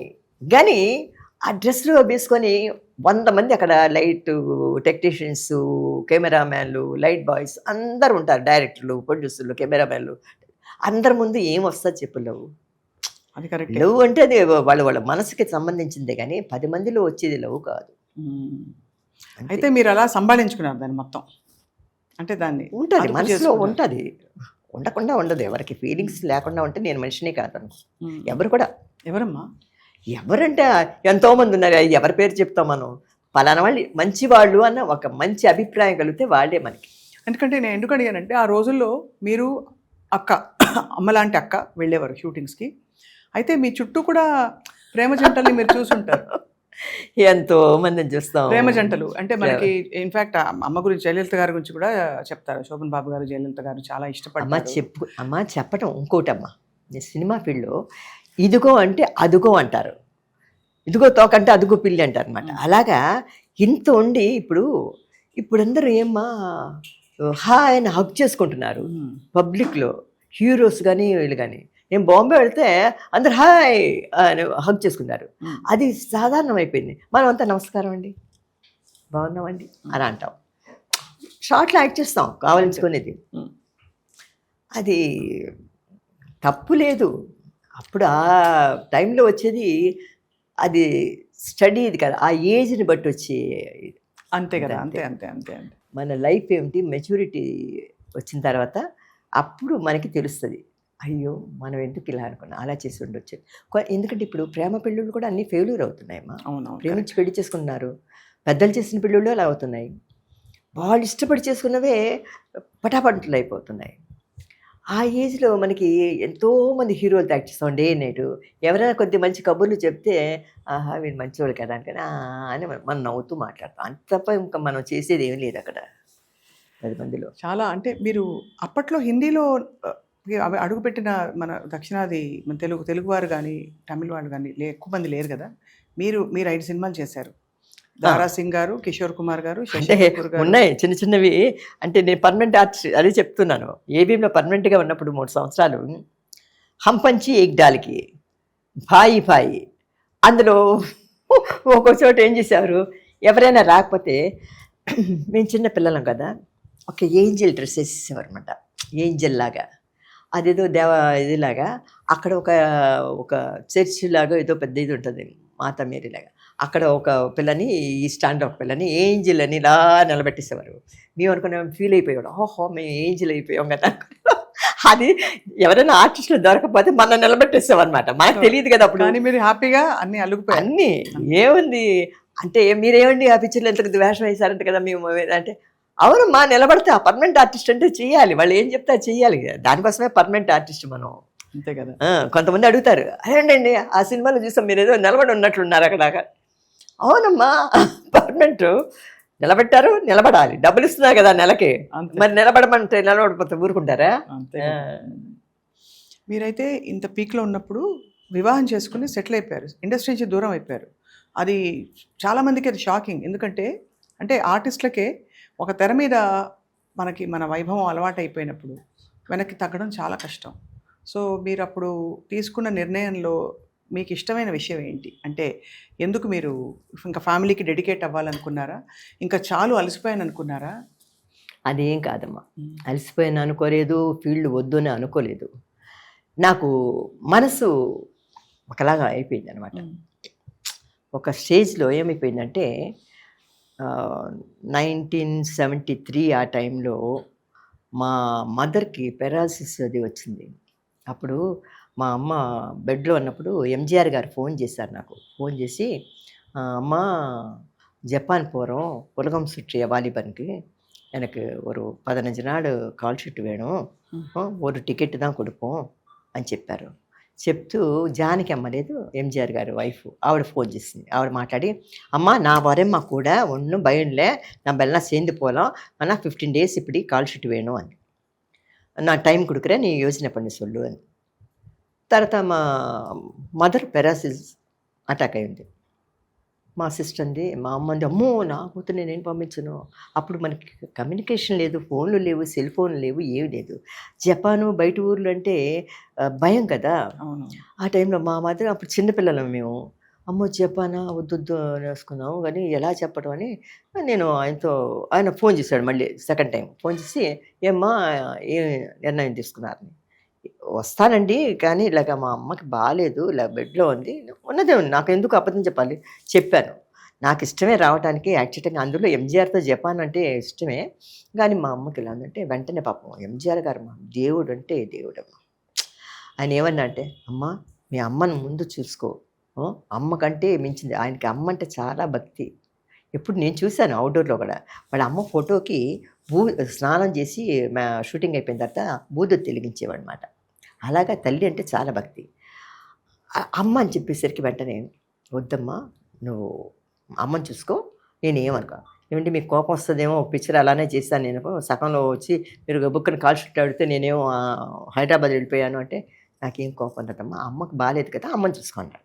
అలాగా నేను ఇప్పుడు ఏం చెప్తున్నాను నేను, అదే అంటే మీరు ఇండస్ట్రీకి ఎందుకు మీరు దూరం అయ్యాను, యాక్టింగ్ విరమించుకున్నారు? ఆ టైంలో 1973లో మా మదర్ వచ్చి, నేను పత్తుమాద బంధం నా లైఫ్లో మర్చిపోను. నేను, సరోజాదేవి, రవిచంద్రను, ముత్తురామను, ఏవిఎం రాజును, మేమందరూ చాలా, భానుమతి గారు అందరు ఉన్నారు ఆ పిక్చర్లో. లాస్ట్ క్లైమాక్స్ సీన్ అప్పుడు మా మదర్ పోయారు. అది నాకు చాలా బాధకరం. మా అమ్మ చనిపోయేసరికి, మా అమ్మ అంటే నాకు చాలా ప్రాణం, ఎవరికి ఉండదమ్మా అమ్మ అంటే ప్రాణం కదమ్మా. పోయేసరికి పిచ్చి పెట్టినట్లు అయిపోయింది నాకు. ఆ షూటింగ్ కూడా ఏదో మొక్కుబడిగా చేసి, అంతవరకు బాగా హుషారుగా బాగా వర్క్ చేస్తున్న మనిషిని డల్ అయిపోయాను. మైండ్ ఎప్పుడు అమ్మ అమ్మ అని ఉండేది కదా. పోయిన తర్వాత నాకు డల్ అయిపోయి, మా అక్కయ్య కూడా కొద్దిగా పిక్చర్లు అవి కొద్దిగా ఒప్పుకోకుండా వైజాగ్ వెళ్ళి అక్కడికి వస్తూ ఆంధ్ర వెళ్ళి అలా చేసిన తర్వాత పిక్చర్లు కూడా తగ్గించేసాను. నాకు యాక్ట్ చేయడానికి కూడా ఇంట్రెస్ట్ పోయింది. అమ్మ లేదు, 5గురం వచ్చాం మెడ్రాస్ నుంచి. మా అమ్మ ఫస్ట్ చనిపోయింది. మా అక్కయ్య కొడుకులు, వాళ్ళకి పెళ్ళిళ్ళు అయిపోయి మనవరాళ్ళు, వాళ్ళు వీళ్ళు నా ఏజ్ గ్రూపే వాళ్ళ కోడళ్ళు. సరే నేను ఇలా ఉండగానే మ్యారేజ్ చేసుకోమని మా ఇంట్లో మా అక్కయ్య కొద్దిగా ఫోర్స్ చేసింది. ఎందుకంటే అమ్మ కూడా లేదు, ఒంటరిగా నువ్వు చిన్నదానివి, నా ఆవిడకి ఏజ్ అయిపోతుంది కదా, మా పిల్లలందరికీ పెళ్ళిళ్ళు అయిపోయా, సెటిల్ అయిపోయారు లైఫ్లో, మనవరాళ్ళంతా ఉన్నారు నాకు, మనవాళ్ళు మనవరాళ్ళు, నువ్వు కూడా సెటిల్ అయిపోవాలి. అప్పుడు అనుకోకుండా నా లైఫ్లో వచ్చి మా ఆయన ఎవరో తెలియదు నాకు, హైదరాబాద్లో పెద్ద ఇది వాళ్ళ ఫ్యామిలీ, తోట లక్ష్మయ్య గారు అంటే పెద్ద హైకోర్టు జడ్జి, ఆయన పెద్ద తోటవారి ఫ్యామిలీ అనమాట. మా ఆయన పొలిటీషియన్. ఇంకా చెప్పాలా, మా ఇంట్లో పెళ్ళి కాకుండా ఇంత వయసు వరకు ఆయనకి కొద్దిగా అంటే మనకి ఏజ్ మనకు కూడా అవుతుంది కదా, పెద్ద వయసు ఏం కాదు, కొద్ది తేడాను. పెళ్ళి కాకుండా ఉన్నా అంటే ఫస్ట్ మ్యారేజ్ అంటే ఒప్పుకుంటారు కదా. అవునవును. పెళ్ళి కాకుండా ఒక పెద్ద పోస్ట్లో ఉన్నాడు అతను, మ్యారేజ్ చేసుకోకుండా వాళ్ళ బ్రదర్స్కి అందరికి పెళ్ళిళ్ళు అయ్యేదాకా ఆయన వెయిట్ చేశాడు. ఆయన పెద్ద చదువు చదువుకున్నాడు, MA మాస్టర్ ఆఫ్ లా చదివాడు. ఆయన చదువుకొని పెద్ద దీంట్లో ఉన్నారు. ఆయన అన్నారు, నేను హైట్ వెయిట్ కొద్దిగా ఇదిగా ఉంటాను, ఆ అమ్మాయి చూస్తే ఎలా ఉంది, వాళ్ళ ఇంట్లో నచ్చుతుందో లేదో అనుకొని వచ్చారు. ఫేట్ రాసి పెట్టుంటే పెళ్ళి అయిపోయింది అనుకున్నారు. సాధారణంగా వచ్చారు, చూశారు. వెంగళరావు గారు అప్పుడు సీఎం కదా, ఆయన వైఫ్ ఫోన్ చేసింది, అమ్మ ఒక నెలలో ముహూర్తాలు ఉన్నాయి, పెట్టుకుందాం. నేను ఒక నెలలో అంటే ఇప్పుడే అన్నారు కదా, 1 monthలో మ్యారేజా, మిగతా పిక్చర్లు అంటే ఆఫ్టర్ మ్యారేజ్ వర్క్ చేయకూడదు అన్నారు, కండిషన్ పెట్టారు వాళ్ళు. సరే ఇంకేముంది, చేసాము అన్ని పిక్చర్లు, అమ్మ కూడా లేదు, ఇంక చేస్తూ కూర్చుంటే ఇంక దీనికి అంతు లేదు కదా సినిమాకి. చిన్న బేబీ దగ్గర నుంచి యాక్ట్ చేయవచ్చు, ఇంకా ముసలి వేషాలు వేయచ్చు, అమ్మ వేషాలు, అక్క వేషాలు, అవి తప్ప ఇంకెవరిస్తారు. కొద్దిగా అప్పుడు హీరోయిన్గా ఉన్నప్పుడే మనం రిటైర్డ్ అయిపోతే మంచిది కదా అనుకొని హీరోయిన్ ఉండగానే చేసుకొని వెళ్ళిపోయానమ్మా. లైఫ్ బ్రహ్మాండంగా ఉన్నింది.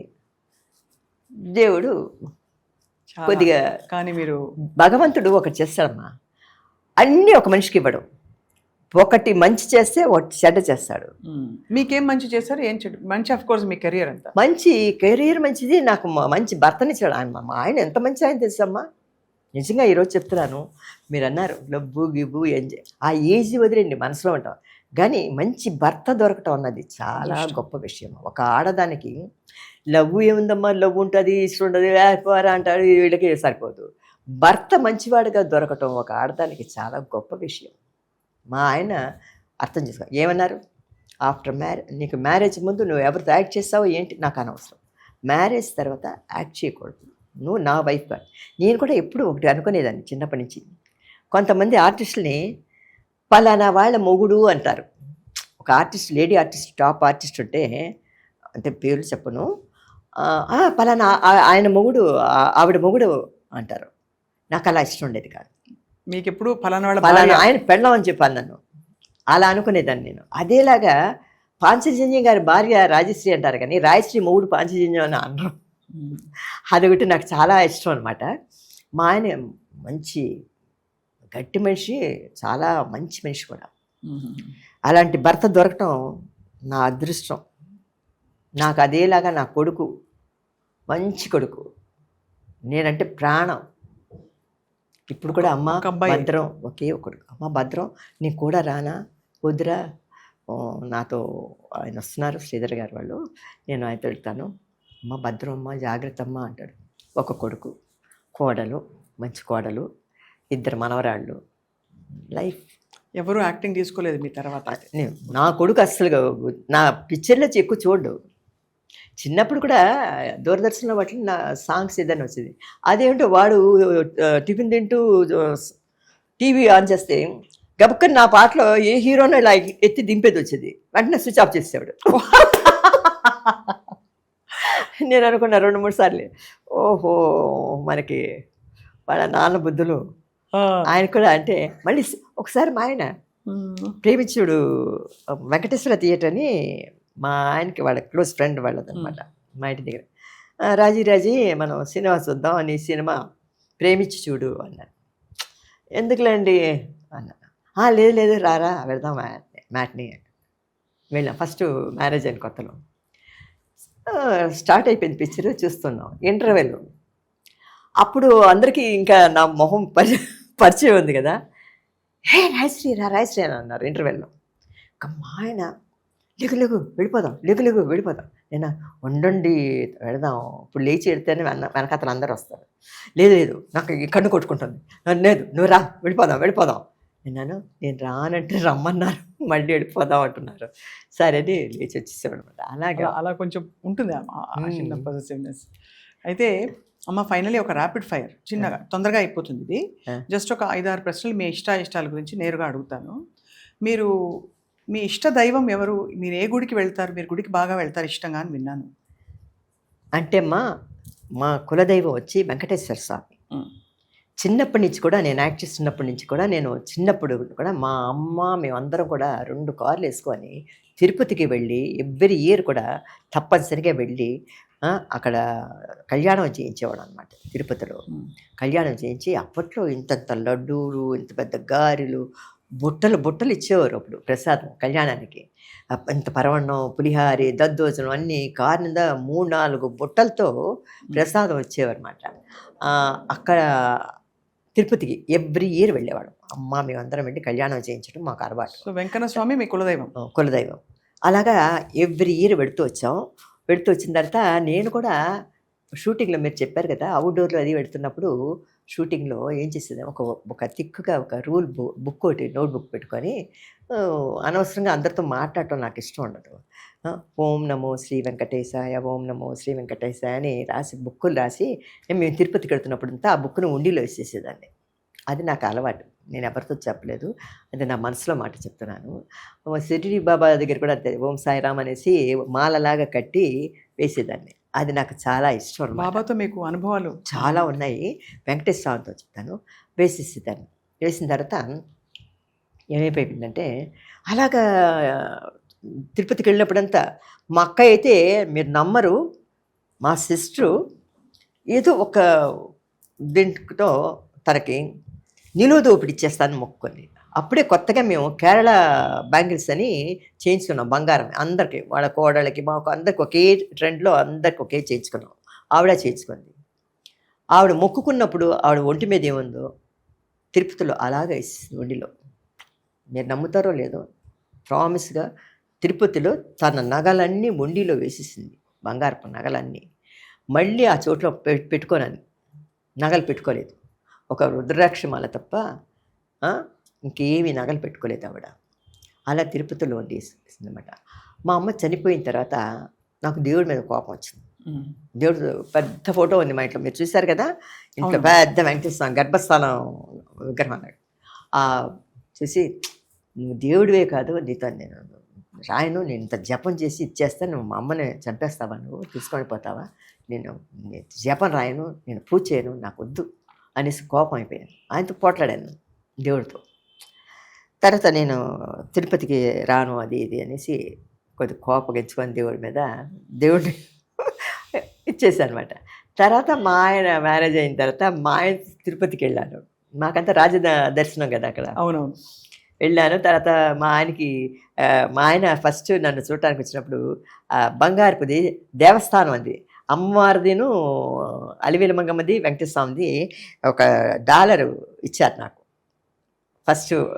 అంటే నిశ్చితార్థం కన్ఫర్మ్ అయినప్పుడు మ్యారేజ్ ఆయన మెడలో ఒకటి ఉండేది, నాకు ఇచ్చారనమాట.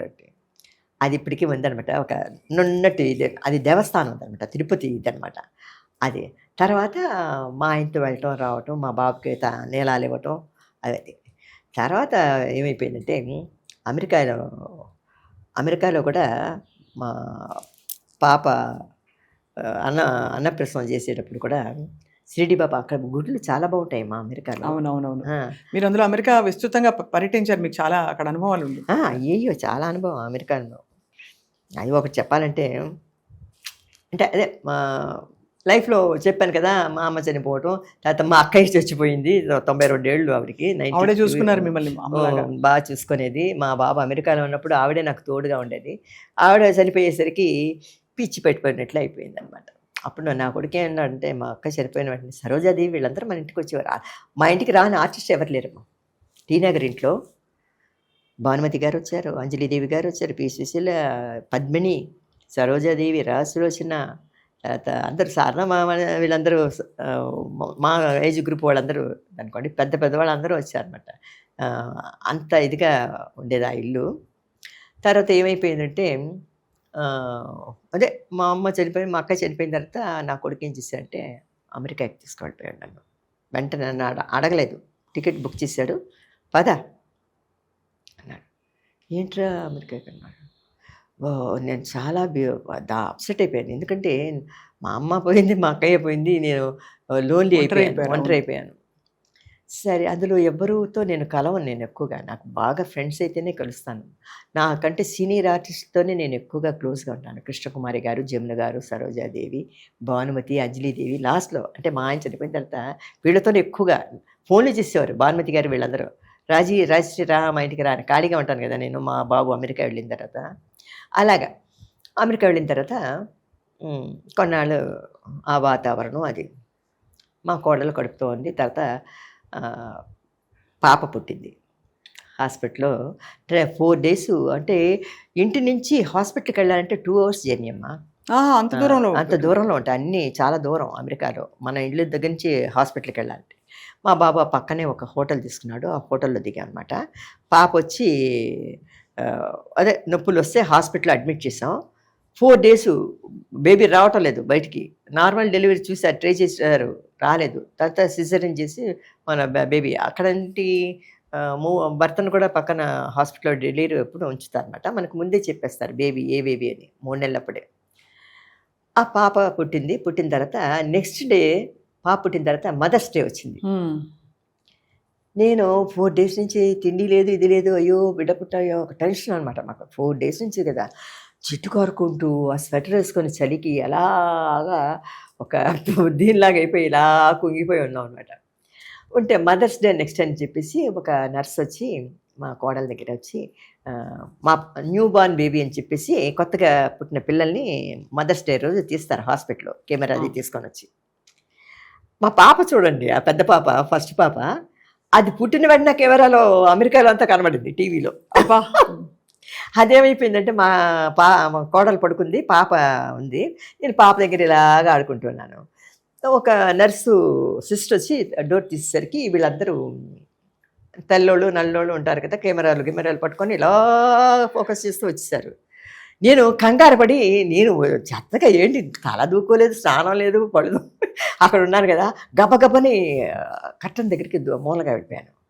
వాళ్ళు ఏమనుకున్నారు పాపం, పల్లెటూరులు చెన్నై నుంచి వచ్చిన, భయపడకండి మిమ్మల్ని కెమెరాలో చూపించాం, కెమెరా అంటే భయం ఏమో అనుకొని, మీరు భయపడకండి డోంట్ వరీ అంటూ ఇంగ్లీష్లో వాళ్ళు చెప్పేస్తున్నారు అనమాట. పాపని చూస్తాం, మీ కెమెరా పెట్టాం అంటే కెమెరా పెట్టి నన్ను తీస్తారేమో అని నేను భయపడుతున్నాను అనుకున్నాను, పారిపోయాను అనుకున్నారు. తీసిన తర్వాత మా కోళ్ళండి, మీ గురించి వాళ్ళకి తెలియలేదండి, మీరు ఇలాంటి కెమెరాలు ఎన్ని చూస్తుంటారు చూస్తుంటారు. వాళ్ళేమో మిమ్మల్ని చెప్తుంటే నాకు నవ్వు వచ్చింది. భయపడద్దు, మేమేపు కెమెరా తిప్పము, మీరు రిలాక్స్ అయ్యి ఉండండి అని చెప్తున్నారు. అంటే నాకు నవ్వు వచ్చింది. అయ్యో మన పరిస్థితి ఇలా ఉంది అమెరికాలో అనుకున్నాను అనమాట. అలాగా ఎన్నో జరుగుతుంటాయి. మీరు అంటే మీకు లైఫ్ పట్ల ఎంత హ్యూమర్ ఉంది కాబట్టి మీరు ఇంత చక్కటి. నాకు అమెరికా వెళ్ళినప్పుడు కూడా 2 అనుభవాలు అయ్యాలి. అక్కడ కస్టమ్స్ లో పట్టేశారు నన్ను. అవునా? ఏం తీసుకెళ్లారు? పచ్చళ్ళ కాదు, గిచ్చళ్ళు కాదు, ఏం లేదు. మా సిస్టర్ చనిపోక ముందు మా బాబు ఏం చేశారంటే, అమెరికా నుంచి వస్తున్నప్పుడు నాకు అప్పుడంతా మనకి సెల్ ఫోన్లు అవి లేవు కదా, ఐప్యాడ్లు, ఫేస్ టైము, తర్వాత కంప్యూటర్లో, అందుకే పాత కంప్యూటర్ అంతా నేర్చుకున్నాను నేను. పాత టైప్ కంప్యూటర్లో కెమెరా ఉంటుంది, మనం ఫేస్ టు ఫేస్ చూసి అమెరికా నుంచి మాట్లాడుకోవచ్చు. ఐఫోన్లో కూడా ఫేస్ టైంకి రమ్మంటుంటాడు. అలాగ ఉన్నప్పుడు ఒక చిన్న పెప్పర్ స్ప్రే తెచ్చి ఇచ్చాడనమాట. అమ్మ ఒంటరిగా నువ్వును, నాయనమ్మ అంటాడు మా అక్కని, ఒంటరిగా ఉన్నారు, ఎవరైనా రాత్రి మీద వస్తే పెప్పర్ స్ప్రే కొట్టే, వాడికి కంట్లో ఏదో పడిపోతారు కానీ వాళ్ళు చచ్చిపోరు, ఏమవదు, ఇది పెట్టుకోమ్మా అని చిన్నది ఇంత లిప్స్టిక్లా ఉంటుంది అనమాట, ఇచ్చాడనమాట. నేను అది మా అక్కయ్య పడుకున్న చోట ఒక మందుల డబ్బాలో పడేశాను. తర్వాత అక్కడ ఒక బ్యాగ్ ఉంటే అందులో పడేశాను అనమాట. మా సిస్టర్ చనిపోవటం అంత బాబు వచ్చి రా అన్నాడు. ఏదేదో సామాన్లు అక్కడంతా సల్వార్ కమీజ్ వేసుకోవాలి, నైటీలు అవి పడేసుకున్నాను, శారీస్ కట్టుకోవాలి కదా, పెట్టుకొని ఈ హ్యాండ్ లగేజ్లో వచ్చి పెద్ద బ్యాగ్లో ఈ పెప్పర్ స్ప్రే కూడా ఉంది, నాకు తెలియదు, కొన్ని చెప్పులు గిప్పులు అవన్నీ వేసుకొని వెళ్ళిపోయాను నేను అమెరికాకి. ఇక్కడి నుంచి వెళ్ళినప్పుడు ఏం పెద్ద నాకు ఇది అవ్వాలి. అక్కడ దిగాక అక్కడ హాంకాంగ్ హాల్టింగ్, హాంకాంగ్ నుంచి శాన్ ఫ్రాన్సిస్కోకి వెళ్ళాలి. హాంకాంగ్ ఎయిర్పోర్ట్లో పట్టేసుకున్నారు నన్ను, పట్టుకున్నారు, స్టాప్ చేశారు. పాస్పోర్ట్ ఏది అన్నారు. నేనే అసలు డల్ అయిపోయి మా అక్క చచ్చిపోయి ఇలా ఎలాడిపోయి ఉన్నాను. మా బాబు అన్నాడు, ఏమ్మా నీ దీంట్లో బ్యాగ్లో ఏమైనా పెట్టుకున్నావా, ఏమైనా కత్తి సామాన్లు కానీ ఏమైనా కత్తులు కానీ ఏదైనా ఇవే కానీ పెట్టుకున్నావమ్మా? లేదురా, చెప్పులు గిప్పులు పడేసుకున్నాను, షూలో వేసుకోవాలి కదా అక్కడ, పడేసుకున్నాను, ఏం లేదురా అన్నాను. వాళ్ళు ఇంకోసారి మళ్ళీ స్కాన్ తీశారు, మళ్ళీ వచ్చింది సౌండ్. ఆ బ్యాగ్లో ఉండేవన్నీ తీశాను. ఈ మూల ఈ పెప్పర్ స్ప్రే ఉంది, అది నాకు తెలీదు, నేను మర్చిపోయాను. ఆ కీకి అని సౌండ్ వచ్చేసరికి పట్టుకున్నారు అన్నమాట వాళ్ళు. పట్టుకొని ఏమిటి అన్నారు. నేను పెప్పర్ స్ప్రే అన్నాను. నాకేం తెలుసు, ఏమిటి ఇదే అన్నారు. లిప్స్టిక్ కాదు కదా అది, పెప్పర్ స్ప్రే అన్నాను. ఇదెందుకు పట్టుకున్నారు అన్నారు. అంటే నా కొడుకు చెప్పాడనమాట, ఇలాగలాగా మా మదరు తెలీదు పట్టేసుకుంది, వెంటనే మా బాబు పాస్పోర్ట్ అంతా ఇమ్మని రిమార్క్ రాసేస్తారు కదా వీడు అన్నాడు. అమ్మ రిమార్క్ రాసేస్తారేమో నాకు, నేనించే అన్నాడు. నాకు తెలియదురా, పట్టుకున్నారా అన్నాను. తర్వాత వాళ్ళందరూ పోలీసు అంతా వచ్చారు. నాకు అదొక టెన్షను వచ్చి చేసుకొని ఏ రిమార్క్ ఏం రాయలేదు, అది తీసి పడేశారు. మా అమ్మకి తెలియలేదంటే వదిలిపెట్టా, అబాడే అనుకో. ఇలా అయిపోయింది. అలా 2 సార్లు. అంటే నేను ఏంటంటే వెళ్ళి వస్తూ ఉండేదాన్ని చెన్నై ఇండియాకి, ఎందుకంటే స్టేట్ మారాలి కదా. ఇంకోసారి కూడా ఇలా అనేది, ఒక పర్సులో వచ్చి వెనకాతల పిత్తలది ఏదో ఉంటుంది కదా, ఆ పర్సు చూసి అది కూడా కీకి అని వచ్చి, అది నేమో నా మొహం చూసాక ఆ లగేజ్ వేసేటప్పుడు కీకి అనే సౌండ్ వచ్చి వాళ్ళు నన్ను పట్టుకోవటం, ఇదే అయిపోతుంది నాకు ఆ హాంకాంగ్లో. అసలు అంటే అదే మీకు అన్ని ఎక్కడా మీకు బోర్ కొట్టకుండా జీవితం ఎక్కడికక్కడ ఏదో ఒక అడ్వెంచర్ ఏదో. ఇంట్లో కూర్చోబుద్ది కాదమ్మా, ఊర్లో తిరగటం భలే ఇష్టం నాకు. ఇష్టాలు అన్నారు కదా, నాకు ఒక చోట ఉండటం ఇష్టం ఉండదు. అలా ఊర్లు తిరగటం. కానీ చిన్నప్పటి నుంచి అవుట్డోర్లు అన్నీ తిరిగాను. నాకు మ్యారేజ్కి ముందు కూడా నేను 13 సెంటర్లు, న్యూయార్క్, వాషింగ్టన్, ఫిలడెల్ఫియా, ఇది నయాగరా ఫాల్స్, అన్ని 13 అంటే ప్రోగ్రామ్స్ ఇచ్చాం అనమాట మేము. అవును, అప్పుడు వెళ్ళాను. తర్వాత కూడా అంటే నాకు ఇండియాలో వచ్చి ఇప్పుడు కాశ్మీరు, అక్కడ ఊటీ, కొడైకెనాల్ పెడితే షూటింగ్ అవ్వటం, ప్యాకప్ అయిపోయి వచ్చేయటం. బాంబే కానీ గోవా కానీ ఎక్కడికి వెళ్ళినా కూడా ఇదే అయిపోయేది. కానీ మాకు తిరగటానికి టైం ఉండేది కాదు. ఇప్పుడు హాయిగా నా కొడుకు అన్నీ అదేంటి దీనికంతా తీసుకువెళ్ళాడు, లాస్ వేగస్కి అంతా తీసుకువెళ్ళాడు అనమాట. చాలా బాగుంటుంది గ్యామ్లింగ్ అంతా. మీరు చేస్తారా ఎప్పుడైనా? స్లాట్ మెషిన్ చేస్తారా? నాకు అయ్యో ఒకదానికి ఒకటి అయిందంటే అసలే నాకు చేయి పెట్టి మళ్ళీ గొడవ అయిపోతుంది. మీకు అసలే కష్టం. నేను అలాంటి మా కోడలతో మాల్కి అంతా వెళ్ళేదాన్ని, షాపింగ్ అంతా పాపని తీసుకొని ఇలాగ రోజులు వచ్చేస్తూ తను పాపని చూసుకుంటూ తను షాపింగ్ చేసేది. బాగా ఎంజాయ్ లైఫ్, బాగా ఎంజాయ్. చాలా గొప్ప జీవితం మీకు. అసలు ఇంకా ఇన్ని జ్ఞాపకాలు ఇంకా మీరు తవ్వుతూ ఉంటే. లాస్ట్ టైం నేను ఆల్రెడీ ఒకసారి ఇంటర్వ్యూ చేశాను, మీ ఇంటర్వ్యూలు చాలా చూసాం. ఇవాళ చాలా కొత్త విషయాలు, కొత్త కోణాల నుంచి మీ అనుభవాలు తెలుసుకోవడం మాకు చాలా అదృష్టంగా భావిస్తున్నాం. మీ ఇష్టాలు తెలుసుకోవడం నాకు చాలా అదృష్టంగా భావిస్తాను రాజశ్రీ గారు. థ్యాంక్ యూ మా. సుమన్ టీవీ తరఫున మీకు ఎప్పుడు మీరు ఇలా కళకళలాడుతూ మంచి మంచి విషయాలు చెప్తూ అందరినీ తర్వాత తరం నటులందరినీ కూడా ఇన్స్పైర్ చేస్తూ ఉంటారని కోరుతున్నాం. చాలా సంతోషం అమ్మా, థ్యాంక్స్ అమ్మా. ఈరోజు సుమన్ టీవీ వాళ్ళకి నా కృతజ్ఞతలు చెప్పుకుంటూ, నా ఇష్టాల్ని అడిగి తెలుసుకున్న స్వప్న గారికి నా ధన్యవాదాలు చెప్పుకుంటున్నాను. చాలా సంతోషంగా ఉంది ఈరోజు మీతో కలిసి ఈ ట్రావెల్ చేయటం. ఒక 2 గంటలు మీ టెక్నీషియన్స్ అందరికీ కూడా నా కృతజ్ఞతలు చెప్పుకుంటున్నాను. Thank you.